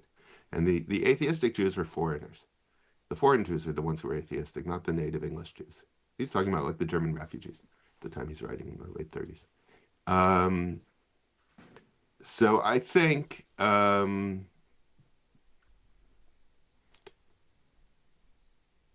Right. He wants civil liberties. He doesn't want a overly Christian America. He wants a somewhat interventionist America overseas to protect the Jewish state. It just seems to be a through line. It was all about what he saw as good for people like him. he wanted. Yeah, he doesn't talk. I mean, the political writings that people quote anyway are all from before '67. So he does want an America that's pro-Israel in a way that the America of the '50s, Eisenhower's America, wasn't pro-Israel, and he wrote about that. And I don't know though. But yeah, I mean, maybe, he obviously, he tries to instill Jewish pride in his Jewish students. That is true. Does that mean he thinks that's the most important thing politically? He doesn't seem terribly anxious about it in the way that some other Jewish intellectuals even aren't. We're anxious about it. Right. He was pro-religion without being religious. He was pro-belief in God without believing in God. He was pro-Zionist without doing anything about Zionism. The fool says, well, he did. He tried to get a job at Hebrew University, and they turned him down in the '30s. And then when they offered him a job later, he turned them down in the '50s. He was offered Buber's chair, and he turned it down. So, he would have come in the 30s. He spent all this time as a counselor. Uh, he, um, he got his first job thanks to Rosenzweig. Rosenzweig got him a job basically as the scholar in residence at a synagogue. Was his first job after he finished his PhD. Um, so he but partly he did this just to make a living, and uh, but I think he was very encouraging. He generally encouraged people to accept who they are and live that way. And he did that to Jews too. But the question is, did he do it to Jews out of some sort of commitment to the future of the Jewish people, or in general to a notion that that's how human beings should live? They should live within horizons. I think might be a Straussian term. They should live within horizons. They should, and I think he might have believed that. Paleocons and Straussians are usually at loggerheads. What do you think of that battle? Um, well, obviously my sympathy. I mean, I was brought up by the Straussians, and I have a hard time getting my head around exactly what the Paleocons want. But I did run into an interesting problem. I noticed something at CPAC, which made me think maybe I need to try to take the Paleocons a little more seriously, which is I went to this Conservative Political Action Committee, and there's a big presence of log cabin Republicans, and Richard Grinnell is there. And, the conservative movement now is basically like partly because of the trans issue, they're very accepting of homosexuals and homosexuality. The question is, once you've committed to being accepting of homosexuality, doesn't that mean you've rejected both revelation and thinking about nature as a basis for life, which means you're just another liberal, just a retarded one. You're just slower than the other liberals. Yeah. It took you longer. So the Paleocons, they notice this kind of things, and they say, look, don't think about things too much. Just take a stand, like, don't worry about why you're homophobic. Just be homophobic. This could be a Paleocon response. Yes. But then Yes. the question is, why do you want to be homophobic? I'm kind of stuck on that. Why, like, I spent a lot of time thinking about nature and sexuality in my PhD, up until the time my book was published, teaching women's studies at Yale. And, you know, I got a sense people weren't really interested in my views on that or in any real inquiry into nature and homosexuality, or nature and sexuality rather. And, but if you're not going to take your stand on, so the problem is not just like, okay, so why am I conservative? The problem is, one personal advantage I've had is as somebody who was brought up, had something of a traditional Jewish upbringing, I have a basis for resistance and to the fashions of the day, to whatever stupidity is out there. If you reject nature and you reject scripture, what's your basis for resistance to whatever fashionable stupidities are running around? What's going to stop and make you think about what everybody says and what everybody is trying to make you say? So that part of it I find very disturbing. And so the Paleocons, insofar as I understand them, they think you can do this, that you can sort of stop thinking and just fight, even intellectually. The problem is also sometimes the things they fought for in the past were not worth fighting for. Sometimes the things they fought some good battles and they fought some bad ones. Okay, they fought for. What were bad battles that they fought? I mean, they fought for white supremacy, right? They have a hard time overcoming that, right? But Well, Mel that's a Bradford, pretty loaded term. They weren't for civil rights. they were against fair and free elections where black people get to vote like white people. I'm not for that. I'm a Lincoln Republican. Ah, you're a Lincoln Republican. You are a Straussian. Yeah, I mean, I'm a West Coast Straussian. Yeah. Yeah. So I don't. I'm for civil rights in the original sense of the civil rights law, the civil rights amendments. I think that's I think that's necessary if we're going to live together as black and white Americans. But Aren't all identities normally supremacist? I mean, if you're a traditional Jew, you will normally naturally believe that being Jewish and Judaism is supreme compared to all other alternatives. If you're a normal natural Christian, you'll believe that Christianity is supreme compared to other alternatives. If you're a normal black person, I would expect you to believe that being black is the coolest racial identity in the world. If you're Japanese, I would expect that you believe that Japanese is the supreme identity. Isn't every normal natural form of identity supremacist? I mean, there's a difference between believing you're superior and believing you should be supreme, right? You have to think about that difference. But So, not yeah. practically, only for an intellectual who wants to engage in an abstract discussion. For a normal, natural person, you think that your identity is supreme. I grew up Australian. The average Australian thought if you weren't Australian, you don't matter. That's the normal, natural state of the human being. Yeah, but that's, first of all, that's easier. That has less obnoxious consequences for Australians because, unlike the Japanese in 1937, they're not going out and trying to subjugate everybody to the superior race, and they live far away from everybody else, and they're not trying to live with anybody else. Lincoln says, "Look, I'm white, and if somebody has to be on top, I suppose it's better that it should be my people, the white people." The question is, in what sense does somebody have to be on top? I don't think that's really necessary. It's not. Supremacism is the view that politically my group needs to be on top. There are conditions in which that's true, like Israel needs Jewish supremacism, and there are conditions in which, in the U.S., I think that you can defend Christian supremacism in a way that I wouldn't try to defend white supremacism. If you ask people, for a lot of these people I live with, unfortunately, Christian nationalism is a real boogeyman. Well, yes. Who was the last Christian nationalist president of the United States? So let's see. Let's test Luke Ford, naturalized citizen. Who was the last Christian nationalist president of the United States? Beats me. Franklin Delano Roosevelt was the last Christian supremacist in the United States. He was not the most friendly person to Jews, but the Jews supported him overwhelmingly. So if you want to see what does Christian nationalism look like in America, that's what it looks like. It looks like FDR. Okay? Maybe it's not the greatest thing for Jews. He could have let in more running away from the Nazis, and he did, in part because he wanted to maintain the U.S. as a Christian country. But, it's not like the Crusaders going out and killing all the infidel. There's a big difference there. And so Christians, I would defend Christian supremacism in America.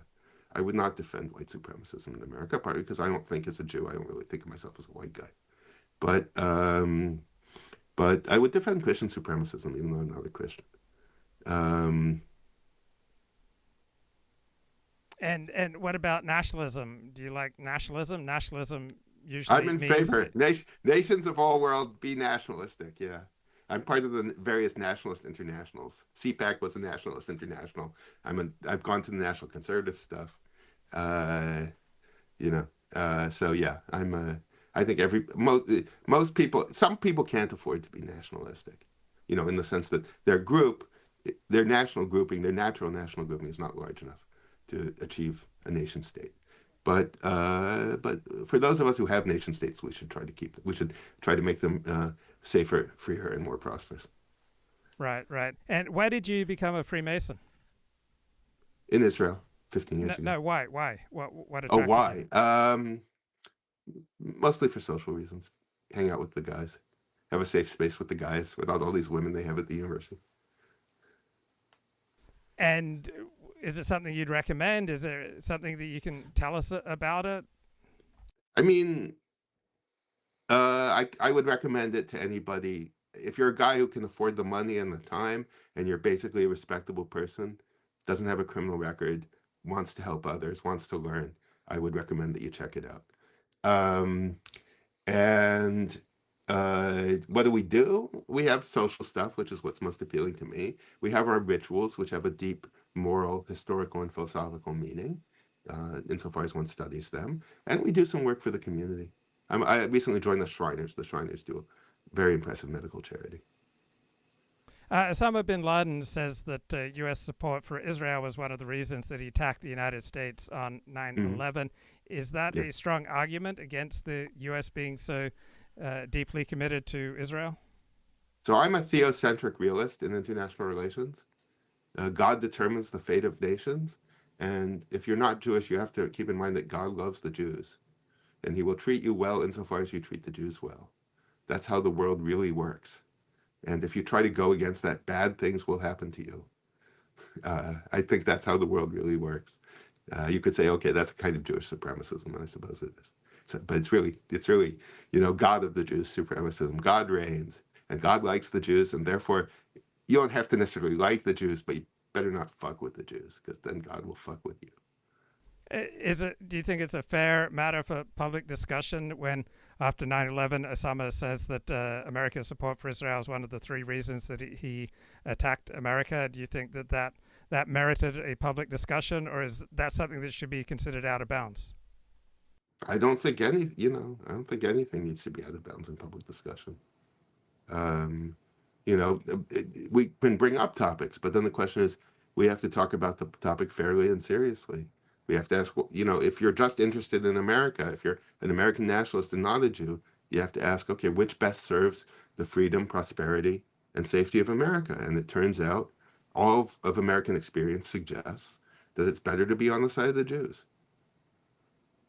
Wait, how could you say that after 9/11? Like, let's say that Because you're bigger talking things to have an happened. atheist. Bigger and worse things have happened to America than 9/11. Bigger and worse things would have happened to America had America not been so welcoming to Jews. Okay, what's the worst thing to happen to America in the last 50 years compared to 9/11? Well, it would have if what's this right way to put it? If Roosevelt had had the same attitude toward the fleeing Jewish scientists that Hitler had toward them, the ones who actually ran away, then the Soviets would have had nuclear weapons long before the U.S.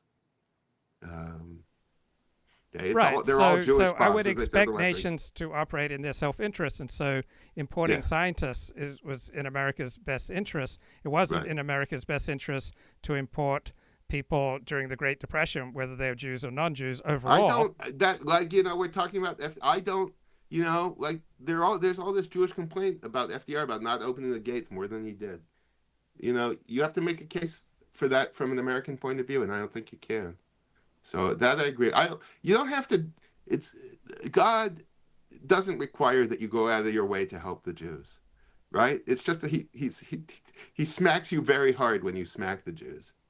Okay, those cursed people who curse the Jews, as I called the Palestinians in a publication a while ago. If you curse the Jews, you're going to be cursed. And so don't. You bless the Jews, you're going to be blessed. What does that mean? What do you have to give up to bless the Jews? I don't know that you have to give up anything. If somebody comes after you because you bless the Jews and don't curse them, that makes them cursed, and they're going to get fucked up. And that's a big part of what's happened since 9/11.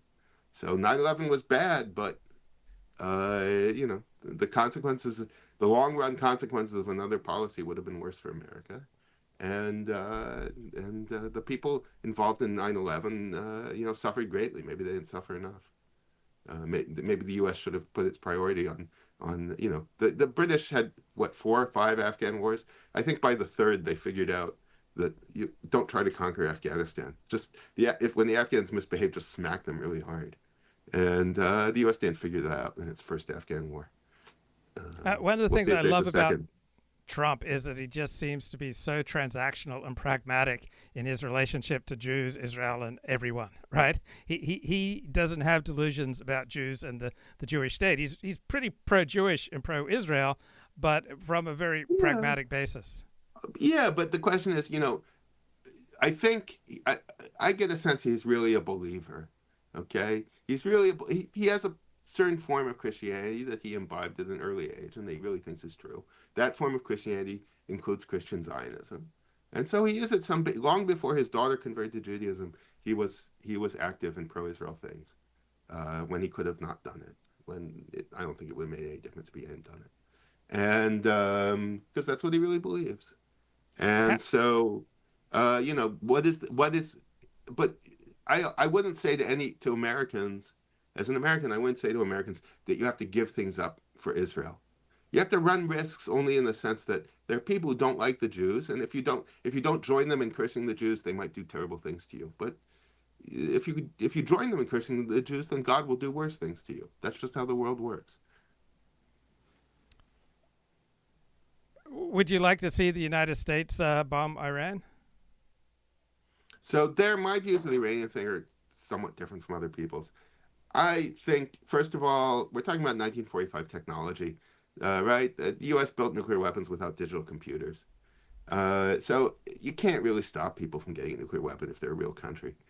The problem with the Iranians is the regime, and it seems to me the way to deal with it is to explain to the people who are actually building the nuclear weapons that nobody cares. The only reason people care about your having nuclear weapons is the regime. Get rid of the regime, and we'll be able to ignore it. Because I don't know if you've ever read the Non-Proliferation Treaty, but you read the Non-Proliferation Treaty, you discover what is prohibited. What is prohibited is actual possession of weapons. How close can you come to actual possessions of weapons? You can come, it's threshold nuclear state. People talk about like Japan, 30 days away. The Japanese government decides we want to go from having this capacity for building to actually having the weapons ready and deployable, 30 days. You can get to as close as Japan. Japan is not in violation of the Non-Proliferation Treaty. You can be as close as Japan. You can be 30 days or even less away from a practical nuclear weapon without violating the treaty. And if you're a real country, you really can't be stopped from going all the way to nuclear weapons. So I don't think, what are you going to do? You're going to bomb. The U.S. decided beginning of 1942 to go all out to build a nuclear weapon. So it took them 3.5 years. How can you get anybody more than 3.5 years away from a nuclear weapon? I don't think you can. So why is it worth bombing Iran? I don't know. Not clear to me. Not clear to me. Who are the sharpest thinkers about Israel, or either politicians, military, ex-military, intellectuals? Like, who should we pay attention to if we want to understand what's going on in Israel? You should pay attention to Bennett. You should pay attention to Lieberman. You should pay attention to the head of the United Arab List Party, Mansour Abbas. Among academics, there's a retired professor, Moshe Berendt. You should pay attention to him. You should pay attention to the guy with the podcast. Dan Senor. No, I don't really know him, but you're a Dan Senor fan. You can speak to his qualifications. Gadi, the communications professor at Hebrew U, his name escaped me. I read his stuff on Facebook. I read his stuff a little bit, but he's good. He explains things clearly. Yeah, that's the most interesting is Bennett. I think he's not always easy to understand what he's doing, what he's thinking, what he wants. He's a very careful speaker and writer. And how competent is Bibi? Competent? Yeah. Well, I stopped voting for Mr. Netanyahu 2 elections ago. I thought he handled COVID poorly, very, very poorly. And so I decided I wasn't voting for the Likud again as long as he's in charge of it, and I have not regretted that decision. So obviously he's politically responsible for what happened on October 7th, and I don't have any great confidence that he's the guy to learn the lessons and implement the changes. So I'd rather see somebody else, but it has to be somebody else who knows what to do and articulates what he's going to do. I don't know who that is. And if I can't figure it out, I'll vote for Mansour Abbas again. Where did Bibi go wrong with regard to COVID, in your view? Lockdowns, school closures. They went a little far in strong arming people into getting vaccinated. They convinced I tried to convince my kids not to get vaccinated, but it was hopeless. Too much government propaganda. But, the lockdowns, the school closures, the mask requirements, none of those made any difference in a good way. Wait, why? And we were very strict. Why are you anti-vaccine? I'm not anti-vaccine, but I got the vaccine, but I'm against vaccine coercion.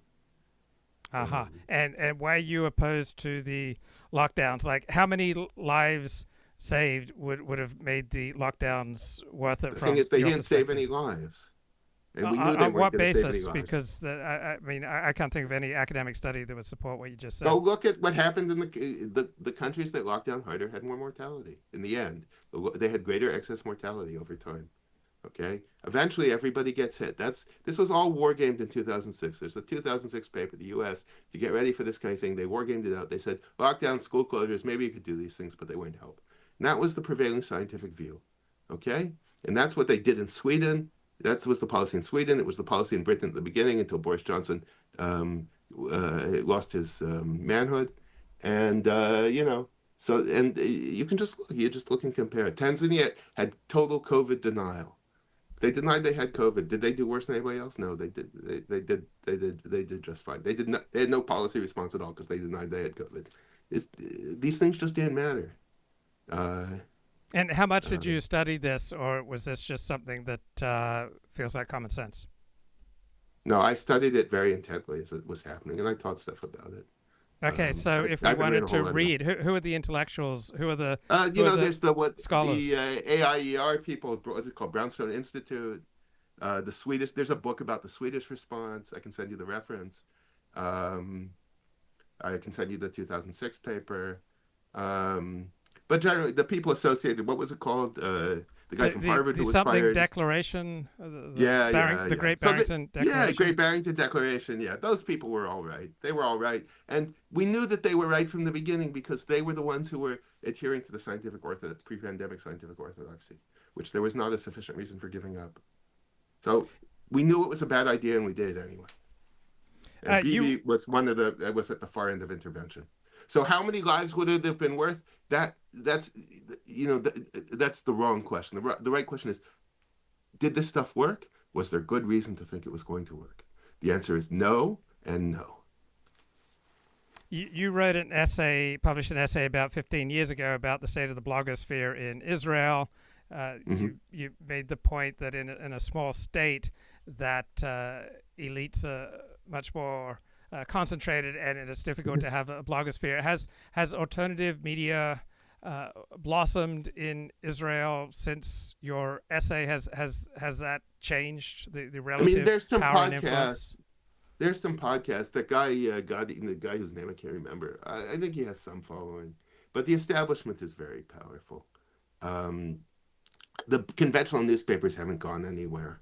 That's one thing that's exceptional about Israel, I think, is the mainstream media, especially the newspapers and their sites and even print circulation, still have a huge impact on what people think. Gadi Taub, is that the bloke? Gadi Taub, yes. Okay. Thank you. I watch him all the time talking with Mike Duran. Right. So Gadi Taub, I think, is really great. And I'm sorry I didn't remember his name before. But there still isn't. You could see that in the judicial reform fight, that the pro-judge people could operate on the presumption that they weren't going to have serious pushback, and even though their position was absurd. Caroline Glick. Right. So she has a certain following and a certain attention, but she's not the mainstream matters. There isn't really room, like in the U.S. In the U.S., except for in my lifetime, except for a brief period after September 11th, there was anything you thought about foreign policy, about defense policy, there were people in favor of it, there were people against it in the elites, in fancy institutions, in positions of authority in the military. Decisions had to get made in Congress, but decisions were made, but they were made against a background of very rich and informed debate. And in Israel, that's mostly not true. In Israel, we have too little thinking about our problems. This is especially notable on the Palestinian problem, where my sense is there isn't really any relevant thinking going on at all. Now, you could say, blame Kochin, right? Kochin, he has a lot of time. Why doesn't he think about it? Well, he wasn't all that successful when he did try to think about it. And I have some thoughts about it, but which I've shared. But Gadi Taub recommends Caroline Glick. Yeah, I think she's okay. She dissed me once to a boyfriend a long time ago, so I have a personal thing against her. Like what and unfairly. Not only did she diss me, she dissed me unfairly to the boyfriend. But she's all right. Some of some of her stuff is good. She's not. She knows a lot in a conventional sense, but in the sense that, like, she worked in the army. She was like part of the army's like central strategic think tank in a junior capacity. So at some level, she's somebody who really knows stuff. But I don't get a sense from her that, she doesn't have any ideas about how to save the Jews that are relevant. If she had them, that would be great. Let her go and present them and try to get elected and do them. But that's what we're missing. What we don't have is anybody who thinks they know what to do in the present situation. I don't know Wait, what to do. is it true it's illegal to support ethnic cleansing in Israel? So if you're an Israeli commentator or a politician, if you say, I want to move the Gazans out of Gaza, is that a crime in Israel? It might technically be a crime.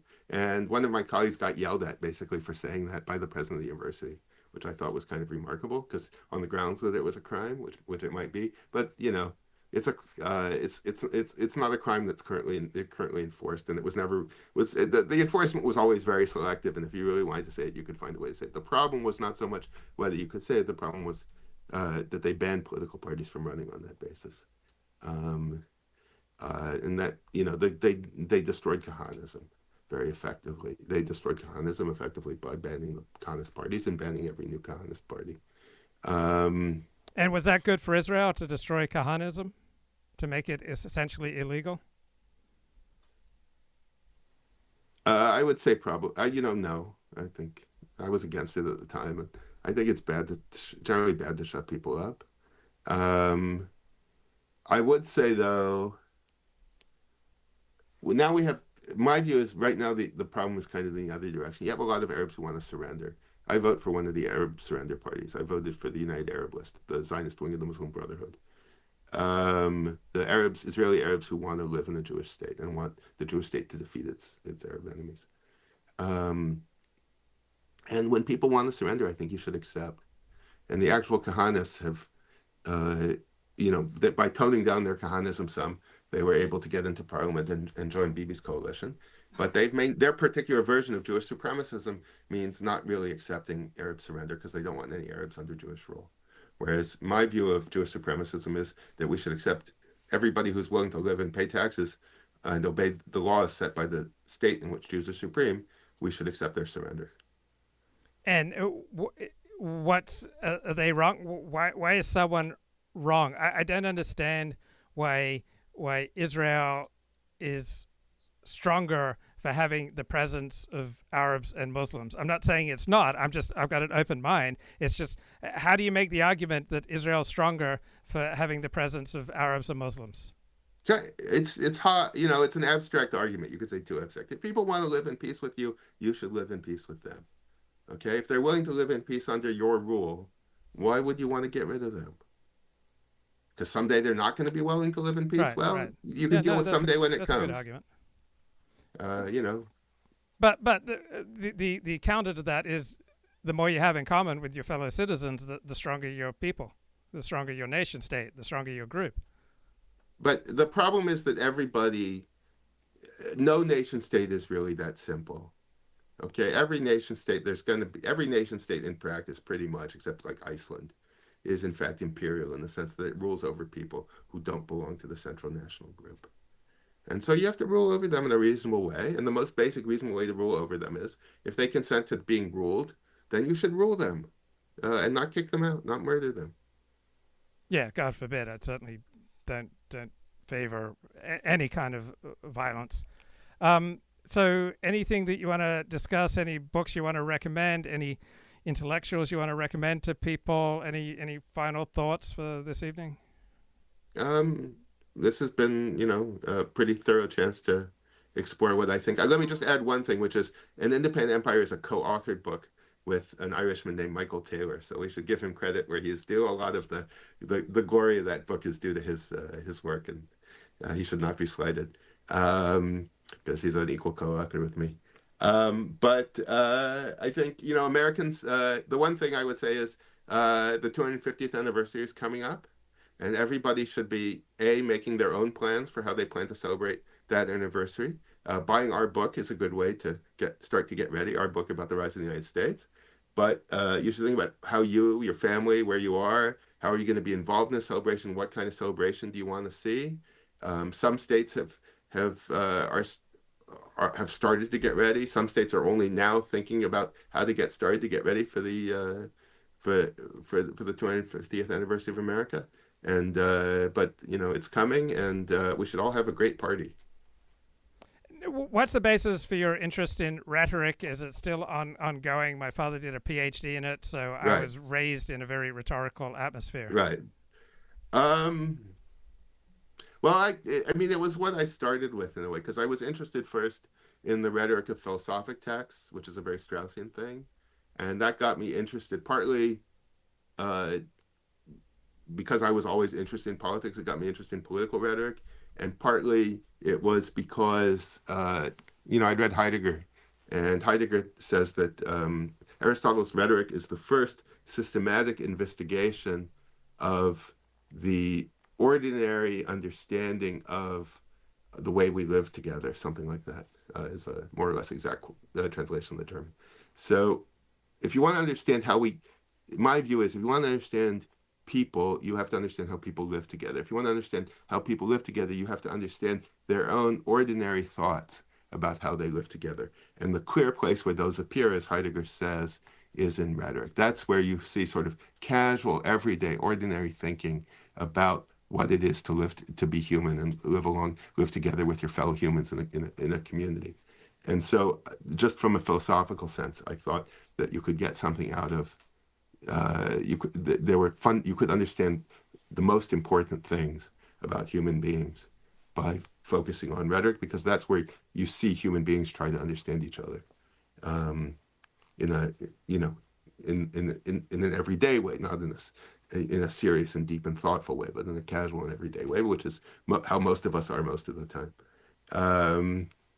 So that it seems to me to open up. It's one way in, and in some ways the most available way in to fascinating philosophical questions. So some people would say, "Oh, Heidegger, he was a Nazi ago. We shouldn't study Hmm. him, discuss him." Hmm. What's your reaction to that sort of reaction? If the greatest philosopher since Aristotle was a Nazi, that means we have to take the appeal of Nazism. We have to weigh Nazism for ourselves and more carefully than we have so far. That would be my response. Right. I mean, everything's That's a point situational. for, it's not a point against Heidegger, it's a point for Right. Nazism. Now, there are a lot more points against Nazism in the end when you think Right. about it and read the history, but that Heidegger was a Nazi is not a point against Heidegger, it's a point for Nazism. That's what I would say. Right. But Well, it's I not think enough, right? Nazism's total score is still very bad, but it's a point for Nazism that Heidegger was a Nazi. I assume you're a situationist and a historicist, that everything has to be understood in a situation. And so you've got a country that is about to, be in a civil war, right? It was either it was going to go Nazi or it was going to have a civil war between Nazis and communists. It's just an unbelievable, challenging situation that, thank God, most of us never have to be in such a situation. But you Yeah, can't understand everything without understanding the particular situation that gave rise to XYZ. look, you've read Mein Kampf, I imagine. Oh, of course. So you have this, at least I had this peculiar experience, Mein Kampf, and I think it's not unusual. You read the thing and you think this is a pretty sensible book, except for the stuff about the Jews. Yeah. And a lot of people read it that way, and a lot of people looked at Nazism that way. It didn't occur to them that this nutso stuff about the Jews was what Hitler was really serious about. Okay, if they'd seen through this, if they said, well, this guy looks like he's, a good conservative nationalist revolutionary, but actually he's a nutcase about the Jews. If they'd understood that, right, these conservative nationalists, some of whom were Jews, some of whom were not particularly anti-Semitic, would have said, maybe we shouldn't let this guy Hitler come to power. Um, so, there were in any historical conjuncture, right? In most societies, there are people, there are a variety of views, and if you want to be a historicist in situations, which I am in fact not, I think you need to understand everything in its time. But but one of the things that happens when you do understand things in that time is you understand the controversies of the time. And there were people who wanted. There may not have been very many people who saw through Hitler, in the sense there don't seem to have been very many people who thought the thing about the Jews, that's what he's really serious about, this guy Hitler. I don't think so many people understood that. But there were people who shared Hitler's revanchist, conservative, expansionist aspirations, did not share his obsession with the Jews, and thought that Hitler can't be so unreasonable to be really obsessed with the Jews to this degree, and they were wrong about that. But the other side of what they wanted, that, you can see why that kind of thing has an appeal, because In any circumstances, it has an appeal. It's not that unreasonable. The stuff about the Jews, that's really unreasonable.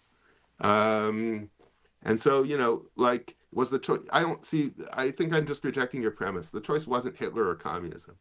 The choice was some version, maybe, of right-wing authoritarian nationalism or communism. Okay, but there were versions of it that didn't have this crazy stuff about the Jews. Franco was not crazy about the Jews. There were Germans who were not German authoritarians who were not nationalists who were not crazy about the Jews. Right? Have you read the Answer book of von Solomon? No, So never so even heard that's of it. it's a great book. It's a neglected classic of modernity. Von Solomon, he was a conservative nationalist. He's the guy who shot Rathenau.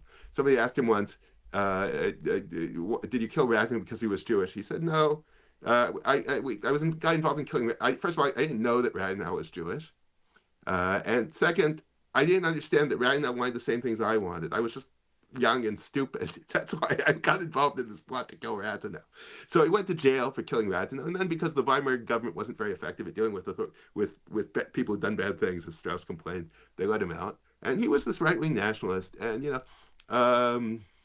he talks in the book about what his attitude towards Hitler and Nazism was, and he says at one point he's in a conversation, somebody says to him, which is more important, I think around 1940, which is more important, to win the war or to get rid of the regime? Somebody says to him. And von Solomon says, why can't we do both? Why can't we do both? So you could say, look, that was the alternative to communism. And part of the tragedy of Germany in the 20th century is that alternative, those people did not see the real menace of Hitler, which is this guy. The one thing he took most seriously really was the stuff about the Jews. They didn't see that. They didn't understand that. And I think it's hard to understand that when you read Mein Kampf, because you can literally read this stuff and it seems nuts, and you just think, like, he can't really mean this. You look at all this smart stuff he says. Do you believe that the Exodus happened somewhat akin to how it's described in the Torah? I believe it happened literally according to how it's described in the Torah. That is the strongest aspect of my faith. Whenever I have questions about anything else, I believe that the story of the Exodus is literally true. On what basis? On what basis? Well, for one thing, I don't know how it's been refuted, but well, nobody who studied it. Nobody who studied it. No archaeologist, no historian comes to that perspective. Everybody who studied it comes to the opposite perspective. I think they start with I don't know archaeology that well. I know I know biblical scholarship a little better. The Guild of Biblical Scholarship requires rejection of the historicity of the Bible as a condition of being in the Guild. Okay, so like, who cares? They have their own dogmas. So why should I care what they think? As for the archaeology, I mean, you could go. Generally, the archaeologists give you an argument from silence. They haven't found things, right? The rabbis assume that when it talks about shekalim in the Bible, shekels in the Bible, it's talking about coins, and the archaeologists will tell you there were no coins at the time of the earliest biblical text, at the time of the Pentateuch. Well, guess what, folks? What's the real thing? We haven't found coins from that period. But that's an argument from silence. You haven't found them, so go look.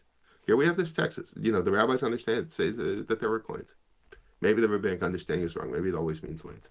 Similarly with this Exodus stuff, you have to go through. You have to say, where are they making an argument from silence? Where have they found actual evidence? Where have they found things that refute this story? I haven't studied this carefully, but that's, if you want to ask the inquire into the historicity of the story, which I do not. I read it every year. Twice a year we read it, right? Once in the regular cycle of the reading of the Pentateuch, once on Passover.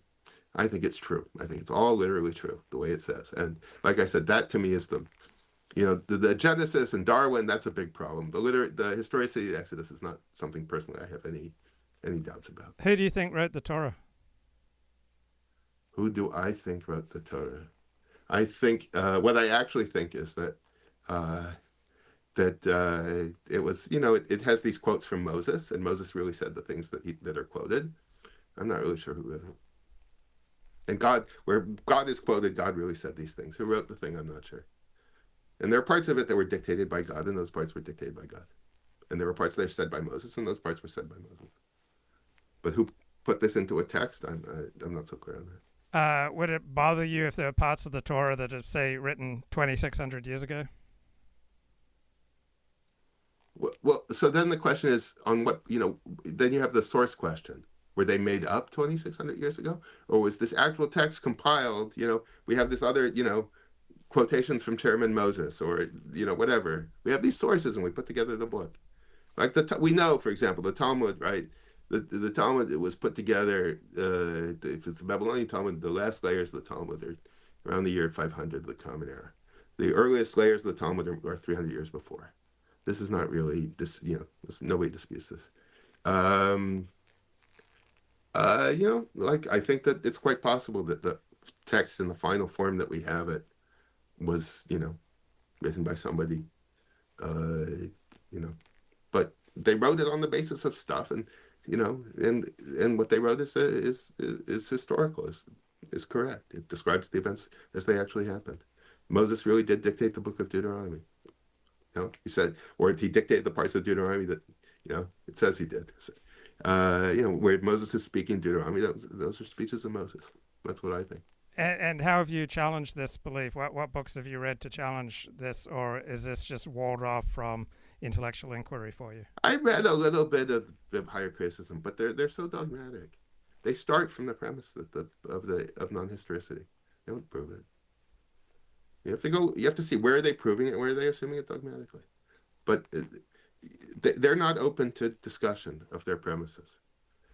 And, they don't have they have an anti-religious stake in it. Why should I take that seriously?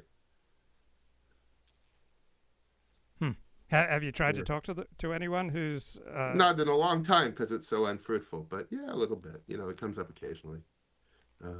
Occasionally these people show up where I am or whatever, and I let them have it, or other people let them have it from the same point of view. But, I came to understand this really. My cousin is Nehemia Gordon. I don't know if you've ever, who he is or interviewed him. He's a Karaite. Sure. He's a neo-Karaite. He's a rabbinic Jew who went over to Karaism. And he has a big internet ministry. I mean, in the sense he makes his living off his internet ministry. He also has a PhD in Bible from Bar Ilan and a master's degree from Hebrew U in Bible. And he was an editor of the Dead Sea Scrolls. So he's a guy with very serious scientific, academic, biblical credentials from the academic Bible world.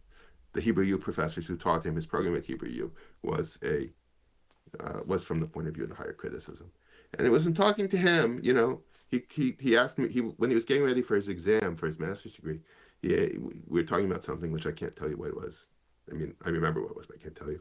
And I said, look, this is just dogmatism, it's a dogmatic denial of the historicity of the Bible. And, there's no authority for this dogma, no religious authority for it, and there's no evidence for it in this particular case. So why should I accept it? And at the end of his exam, they told him he passed, and he said, my cousin Michael pointed this out about one of these papers that you examined me on, that it suffers from this kind of dogmatism. But the whole thing suffers from this kind of dogmatism. And there's no particular reason to take it seriously. Okay, he doesn't have a PhD, he's got a master's. He has a PhD also. He got a PhD later in life. Okay. At Bar Ilan. Oh, okay. And seems to have a good little honor going. Yeah. So he writes serious stuff. The most serious Bible scholars take him seriously, and he has this public ministry. And you and I are rabbinites, and he's a Karaite, so he's a heretic and all that.